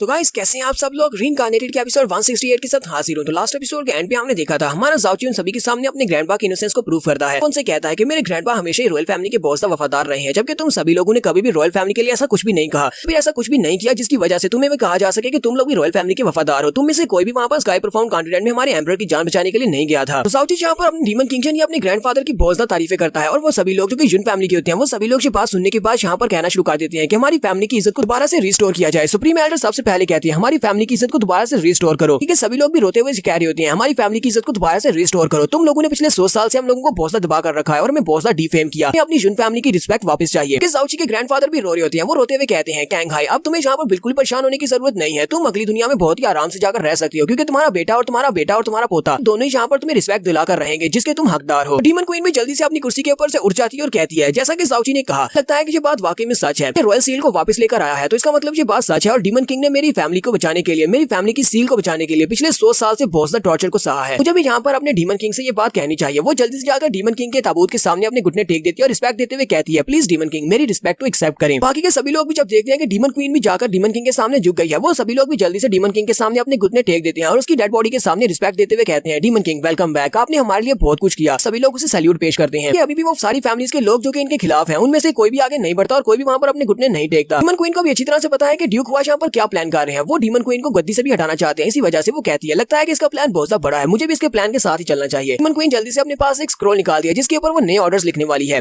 उसकी तरफ देखता और कहता अब ये डीमन क्वीन यहाँ पर क्या करने की सोच रही है, इसने इस स्क्रॉल को क्यों बाहर निकाल लिया है। डीमन क्वीन स्क्रॉल को बाहर निकालने के बाद फैमिली के जाओजुन से कहती है जाओजुन, जुन फैमिली के जाओजुन, चलो जल्दी से मेरी बात सुनो, ये ऑर्डर्स तुम्हारे लिए और स्पेशल तुम्हारे लिए हैं। अब स्क्रॉल को खोलने के बाद उसके ऊपर लिखना स्टार्ट करती है। वो उनसे कहती है क्योंकि जुन फैमिली ने पिछले 100 साल से हमारी वजह से बहुत कुछ बर्दाश्त किया है, अब जबकि डीमन सील वापस आ चुकी है और हमें पता चल चुका है कि डीमन किंग हमारी फैमिली के साथ बहुत ज्यादा वफादार रहे हैं। ऊपर से जुन फैमिली ने कभी भी हमारी डीमन फैमिली के खिलाफ जाने की कोशिश नहीं की। ऐसा तो हो नहीं सकता कि मैं जुन फैमिली को यहाँ पर इसका इनाम ना दूं। उसके बाद मैं यहाँ पर एक नई गद्दी की अनाउंसमेंट करती हूँ। फैमिली का यंग पैट्रिया जिसका नाम जाओ जुन है, और जुन को मैं यहाँ पर ड्यूक जाओ का टाइटल देती हूँ। आज के बाद वो भी ड्यूक फैमिली से हैं। उसके बाद इन्हें ड्यूक फैमिली की तरह ट्रीट किया जाएगा, ड्यूक फैमिली की तरह इन्हें सब कुछ दिया जाएगा और रिस्पेक्ट दी जाएगी और बहुत ज्यादा रिसोर्सेज दिए जाएंगे, ताकि ड्यूक का पैलेस भी इनको मिलेगा और साथ में 1000 कैटीज पर्पल जेड क्रिस्टल्स मिलेंगे, 10 कैटीज हीमनी क्रिस्टल्स मिलेंगे और एक demon emperor profound seals word भी मिलेगी। के साथ साथ 30 प्रोफेशनल गार्ड्स मिलेंगे जो कि हमेशा इसकी रक्षा करेंगे। जाओजुन से कहती है प्लीज जल्दी से इस कोरोनेशन को एक्सेप्ट करो। जाओजुन आगे नहीं बढ़ता क्योंकि वो काफी ज्यादा घबरा रहा होता है। डीमन क्वीन उसे कहती है जाओजुन क्या तुम अभी भी इसको एक्सेप्ट करने से घबरा रहे हो, तुम आगे क्यों नहीं बढ़े। जाओजुन घबराते हुए उनसे कहता है डीमन क्वीन मैं ये कैसे ले सकता हूँ, मैं तो बहुत ज्यादा वीक हूँ और मैं इस लायक नहीं हूँ, वैसे भी मैंने तो यहाँ पर कुछ भी नहीं किया। ग्रैंडफादर उसे कहते हैं जाओ चलो जल्दी से आगे बढ़ो, तुम्हें परेशान होने की जरूरत नहीं है, जब तुम्हारे फादर और तुम्हारे ग्रैंडपा यहाँ पर हैं, तुम एक बहुत ही बहादुर बाप और बहुत ही बहादुर ग्रैंडपा के पोते हो, चलो जल्दी से आगे बढ़ो और जाकर डीमन क्वीन से अपना टाइटल ले लो। जाओजुन ग्रैंडपा से कहता है ठीक है ग्रैंडपा मैं अभी जाता हूँ, और वो सीधा डीमन क्वीन के पास चला जाता है और डीमन क्वीन से जाकर अपना टाइटल ले लेता है। कहता है मैं जाओजुन आपका बहुत बहुत शुक्रिया अदा करता हूँ, आपने मुझे बहुत ही अच्छा गिफ्ट दिया है। डीमन क्वीन अपने स्क्रॉल को उसकी तरफ भेज देती है और कहती है ठीक है आज के बाद स्क्रॉल तुम्हारा हुआ, आज के बाद तुम ड्यूक जाओ हो। मैं चाहती हूँ कि फ्यूचर में तुम अपनी स्किल्स को इतना ज्यादा बढ़ाओ कि तुम हमारी फैमिली के लिए कुछ कर सको, तुम रॉयल फैमिली के लिए कुछ कर सको और पूरे के पूरे इल्यूजनरी डीमन राम के लिए कुछ कर सको और एक बेहतर इंसान बनना। उम्मीद करती हूँ कि तुम फ्यूचर में जब भी कभी हमें जुन फैमिली की जरूरत पड़ेगी तो छोटा पैट्रियार्च हमारी मदद के लिए जरूर आएगा। जाओजुन से कहता है लिटिल डीमन क्वीन आप बस मेरे ऊपर भरोसा रखें, जब भी कभी आप लोगों को मेरी जरूरत होगी मैं आपकी जरूरत को पूरा करने के लिए जरूर आऊंगा। ड्यूक हुआ वहाँ पर सोच रहा होता है ऐसा करने से इसको क्या लगता है, क्या जी यहाँ पर जुन फैमिली के यंग पैट्रियार्च को अगर ड्यूक बना देगी तो ड्यूक बनाने से इनकी इज्जत वापस आ जाएगी। साथ ही वो वॉइस ट्रांसमिशन को यूज करते हुए हीलियन पैंग से कहते हैं तुम किसका इंतजार कर रहे हो, चलो जल्दी से आगे बढ़ो और एक्शन लो। वो कहता है ठीक है। हीलियन पैंग उनसे कहते हैं डीमन क्वीन मुझे नहीं लगता कि आपने यहाँ पर जो फैसला किया है वो ठीक है, आपने यहाँ पर फैमिली के यंग मास्टर को ड्यूक बना दिया, लेकिन ये बिल्कुल भी ठीक फैसला नहीं है, आपको दोबारा सोचना चाहिए। डीमन क्वीन उसे कहती है पैट्रियार्च हीलियन तो क्या आप मुझे बता सकते हैं कि आप यहाँ पर किस बात पर ऑब्जेक्ट कर रहे हैं, आपको ऐसा क्यों लगता है कि मुझे जाओजुन को यहाँ पर ड्यूक नहीं बनाना चाहिए। पैट्रियार्च हीलियन उसे कहते हैं डीमन क्वीन मुझे अलाउ करें मैं आपको आंसर दे सकूं, मैं आपको एक्सप्लेन करता हूँ कि मैंने ऐसा क्यों कहा। तो डीमन क्वीन उसे कहती है नहीं तुम्हें यहाँ पर कुछ भी एक्सप्लेन करने की जरूरत नहीं है, मुझे अच्छी तरह से पता है कि तुम ये सब कुछ क्यों कर रहे हो, सभी लोगों को इस बात पर एतराज क्यों है। अगर तुम वहाँ पर स्काई परफॉर्म कॉन्टिनेंट में मेरे फादर को बचाने के लिए चले जाते और वहाँ पर जाने के बाद 100 साल तक तुम्हें टॉर्चर किया जाता है और तुम मेरी फैमिली की डीमन सील को उनके हवाले नहीं करते, फिर उसके बाद मैं तुम्हारे पोते को या फिर तुम्हारे बेटे को यहाँ पर ये वाला ओहदा दे दूंगी, मैं उसे भी ड्यूक बना दूंगी, क्या तुम ऐसा कर सकते हो। हीलियन पैंग आगे से बिल्कुल खामोश हो जाते हैं क्योंकि वो तो ऐसा बिल्कुल भी नहीं कर सकते। डीमन क्वीन उसे कहती है अगर तुम ऐसा नहीं कर सकते तो फिर अपनी बकवास बंद रखो और चुपचाप यहाँ पर खड़े रहो, तुम्हें बोलने की इजाजत नहीं है। हीलियन पैंग भी आगे से खामोश हो जाते हैं, जबकि हमारा जाओची सोच रहा होता है ये लड़की तो वाकई में बहुत ज्यादा पावरफुल है, जिसके सामने बात करने से डरती नहीं है। जाओची आगे बढ़ता है लिटिल डीमन क्वीन से कहता है लिटिल डीमन क्वीन आपने मुझे जो एम्परर लेवल की पिल दी है मैं चाहता हूँ कि वो वाली पिल भी आप जाओजुन को दे दें। जाओजुन आगे बढ़ता है और उसे कहता है ब्रदर तुम ऐसा कैसे कर सकते हो, वो एक एम्परर परफॉर्म ड्राम की पिल है, वो तुम मुझे कैसे दे सकते हो। जाओची उसे कहता है वो पिल तुम्हारे लिए बहुत ज्यादा काम किया, तुम्हें उसकी जरूरत है, तो स्काई परफॉर्म ड्राम का एक्सपर्ट हूँ और मेरे लिए वो पिल किसी भी काम की नहीं है क्योंकि मैं उसको खा भी लूँ तभी मुझे फायदा नहीं होगा, जबकि तुम एक एम्परर परफॉर्म ड्राम के एक्सपर्ट हो, तुम्हें तो अच्छी तरह से पता है कि तुम्हारे बड़े भाई के पास कितनी सारी ट्रिक्स है, मुझे उस पिल की जरूरत नहीं है। जाओजुन से कहता है लेकिन बड़े भाई मैं वो कैसे ले सकता हूँ। जाओची से कहता है मैंने तुम्हें कहा ना तुम उस पिल को रख लो, और वैसे भी यहाँ पर बात बात के ऊपर बच्चा बनना छोड़ दो, अब तुम फैमिली के पैट्रियार्च हो, तुम ड्यूक जाओ बन चुके हो। उस टाइम जिस तरह तुमने अपनी गर्लफ्रेंड की जान बचाई थी बिल्कुल वैसे ही अब तुम्हें अपनी जाओ फैमिली को एक साथ खड़ा होना होगा। तो फैमिली के पैट्रियार्च बनने की वजह से तुम्हारे पर बहुत सारी जिम्मेदारियां हैं। जाओजुन अपने भाई से कहता है ठीक है मुझे समझ आ गई, जब तक मैं यहाँ पर हूँ अपनी पावर को इतना ज्यादा बढ़ाऊंगा कि मेरे इर्द गिर्द जितने भी लोग हैं उनमें से कोई भी मेरी वजह से हर्ट ना हो। तो जी कहता है तो बहुत ही अच्छी बात है, यही स्पिरिट में तुम्हें देखना चाहता हूँ। उसके सामने वो एम्परर परफॉर्म ड्राम की पिल लेकर आता है और कहता है क्राउन प्रिंस चलो जल्दी से इसको ले लो। तो क्राउन प्रिंस वो पिल ले लेता है और फिर से डीमन क्वीन का शुक्रिया अदा करता है। लिटिल डीमन क्वीन उसे कहती है तुम्हें यहाँ पर बार बार थैंक यू बोलने की जरूरत नहीं है, तुम इस सभी को डिजर्व करते हो, इसी वजह से ये चीजें तुम्हें मिली हैं। फिर साथ ही डीमन क्वीन जाओची से कहती है अब जबकि सभी मसले हल हो चुके हैं तो डीमन एम्परर सील मेरे हवाले कर दो क्योंकि ये हमारी फैमिली की मलकियत है। जाओची अपने हाथ में डीमन एम्परर सील को वहाँ पर बाहर निकालता है लेकिन उसे अपने हाथ में पकड़ लेता है और कहता है नहीं मैं जो डीमन एम्परर सील तुम्हें नहीं दूंगा। लोग ये बात सुनते ही बहुत सा हैरान हो जाते हैं और कहते हैं ऐसा कैसे हो सकता है, डीमन एम्परर क्वीन ने यहाँ पर इनकी फैमिली के लिए कितना कुछ किया है, इनकी फैमिली की इज्जत को भी रिस्टोर किया, फिर भी ये लड़का डीमन एम्परर सील को उसको देने से मना कर रहा है। क्वीन जाओची से कहती है अब इसका क्या मतलब है कि तुम इस सील को मुझे नहीं दोगे। जाओची से कहता है ऐसा नहीं है कि मैं इसको देना नहीं चाहता लेकिन मेरी कंडीशन है, इसको मैं तभी तुम्हारे हवाले करूंगा जब तुम मेरी इस कंडीशन को मानोगी। डीमन क्वीन उसे कहती है हाँ क्यों नहीं, चलो जल्दी से बताओ कि तुम्हारी कौन सी कंडीशन है, हम तुम्हारी कंडीशंस को मानने को तैयार हैं। हमारा जाओची कहता है ठीक है मैं अपनी कंडीशन बताता हूँ, और वो ड्यूक हुआ की तरफ इशारा करते हुए कहता है तो मेरी कंडीशन ये है कि ड्यूक हुआ और उसके साथ उसके जो 7 क्लैन मेंबर्स हैं जो कि सब के साथ मिलकर जुन फैमिली का नाम खराब करते रहे हैं, मैं चाहता हूँ कि ये सभी लोग मेरे ग्रैंडफादर के सामने अपने घुटने टेके और वहाँ पर ग्रैंडफादर से माफी मांगे। ड्यूक हुआ, मास्टर हीलियन पैंग और साथ में जी फैंग वो तीनों ये बात सुनते ही बहुत ज्यादा हैरान हो जाती है कि ये चाहता है कि हम इसके मरे हुए ग्रैंडफादर के सामने घुटने टेकर माफी मांगे। तो हीलियन पैंग चिल्लाकर उसे कहते हैं लड़के तुम्हें क्या लगता है कि तुम्हारे जैसा एक छोटा लड़का हमें बता सकता है कि हमें यहाँ पर क्या करना है, किससे माफी मांगनी है और किसके सामने झुकना है। यहाँ पर इस तरह की गेम्स खेलने की जरूरत नहीं है। डीमन एम्परर सील को तुम अपने पास बंदी बनाकर ये हमसे नहीं करवा सकते। अगर तुम्हारा ये ग्रैंडपा डीमन किंग यहाँ पर जिंदा भी होता तभी वो इस लायक नहीं था कि हम उसके सामने घुटने टेकें। जाओची उन लोगों से कहता है पिछले 100 साल से तुमने मेरे ग्रैंडफादर को बहुत ज्यादा डिफेम किया है, मेरे ग्रैंडफादर का नाम खराब किया जिसकी वजह से उसकी इज्जत कम हुई, तुम सभी लोग इसकी रिस्पॉन्सिबिलिटी भी नहीं उठाना चाहते। चलो जल्दी से मेरे ग्रैंडफादर के इस डेड बॉडी के सामने अपने घुटने टेको और उनसे माफी मांगो। तो कहता है ठीक है अगर तुम लोग मेरे ग्रैंडपा से माफी नहीं मांगोगे तो फिर मैं डीमन क्वीन को भी ये वाली सील नहीं दूंगा। हीलियन पैंग वहाँ पर चिल्लाकर उसे कहते हैं कमीने कहेंगे तुम्हें क्या लगता है कि ये सील तुम्हारी है, तुम इस सील को यहाँ पर यूज करते हुए हम सभी को घुटने टेकने में मजबूर कर सकते हो, हमें इस बात की जरा भी परवाह नहीं है, तुम्हें इस डीमन सील को तो वापस करना ही पड़ेगा। जाओची कहता है तुम सभी लोग तो वाकई में बहुत ज्यादा बेशर्म हो, पहले तुम सभी लोगों ने यहाँ पर हमारे कंपटीशन के रूल्स को तोड़ने की कोशिश की, उसके बाद अब तुम मेरे हाथ से मेरी डीमन एम्परर सील को भी लेना चाहते हो, वो भी बिल्कुल फ्री में। क्या तुम्हें लगता है कि मैं इतना बड़ा बेवकूफ हूँ? बस तुम्हें यहाँ पर एक छोटा सा काम करता है, मेरे ग्रैंडपा के सामने अपने घुटने टेकनी है, उनसे माफी मांगनी है और इन्हें रिस्पेक्ट देनी है जिस रिस्पेक्ट के वो हकदार है। इसके बाद मैं इस डीमन एम्परर सील को लिटिल डीमन क्वीन को दे दूंगा। सब कुछ तो रॉयल रॉयल फैमिली की खातर करना है। तुम रॉयल फैमिली की खातर अपने घुटने नहीं टेक सकते। मेरे ग्रैंडफादर 100 साल तक टॉर्चर को बर्दाश्त करते रहे सिर्फ इस सील को प्रोटेक्ट करने के लिए। तुम लोग यहाँ पर अपने आप को गार्डियन फैमिली के हेड कहते हो। गार्डियन फैमिली के हेड होने के नाते तुम्हें इस सील को वापस लेने के लिए एक छोटा सा काम करना है। मेरे ग्रैंडफादर के सामने घुटने टेकने हैं, लेकिन तुम लोग ये भी नहीं कर पा रहे। इसका मतलब तो यही है कि तुम सभी लोग बहुत बड़े कमीने हो और तुम लोग कभी भी रॉयल फैमिली के साथ थे ही नहीं। तो बहुत ही अच्छी बात है कि मेरा तुम सभी घटिया लोगों के साथ खून का कोई रिश्ता नहीं है, वरना मुझे बहुत ज्यादा शर्म आती है तुम सभी लोगों के साथ रहते हुए। यहाँ पर हम लोग अपनी एपिसोड 68 का एंड करेंगे। एपिसोड की एक्सप्लेनेशन अच्छी लगी हो तो कमेंट करके जरूर बताइएगा। चैनल को सब्सक्राइब कर दें, वीडियो को लाइक और शेयर कर दें। शुक्रिया।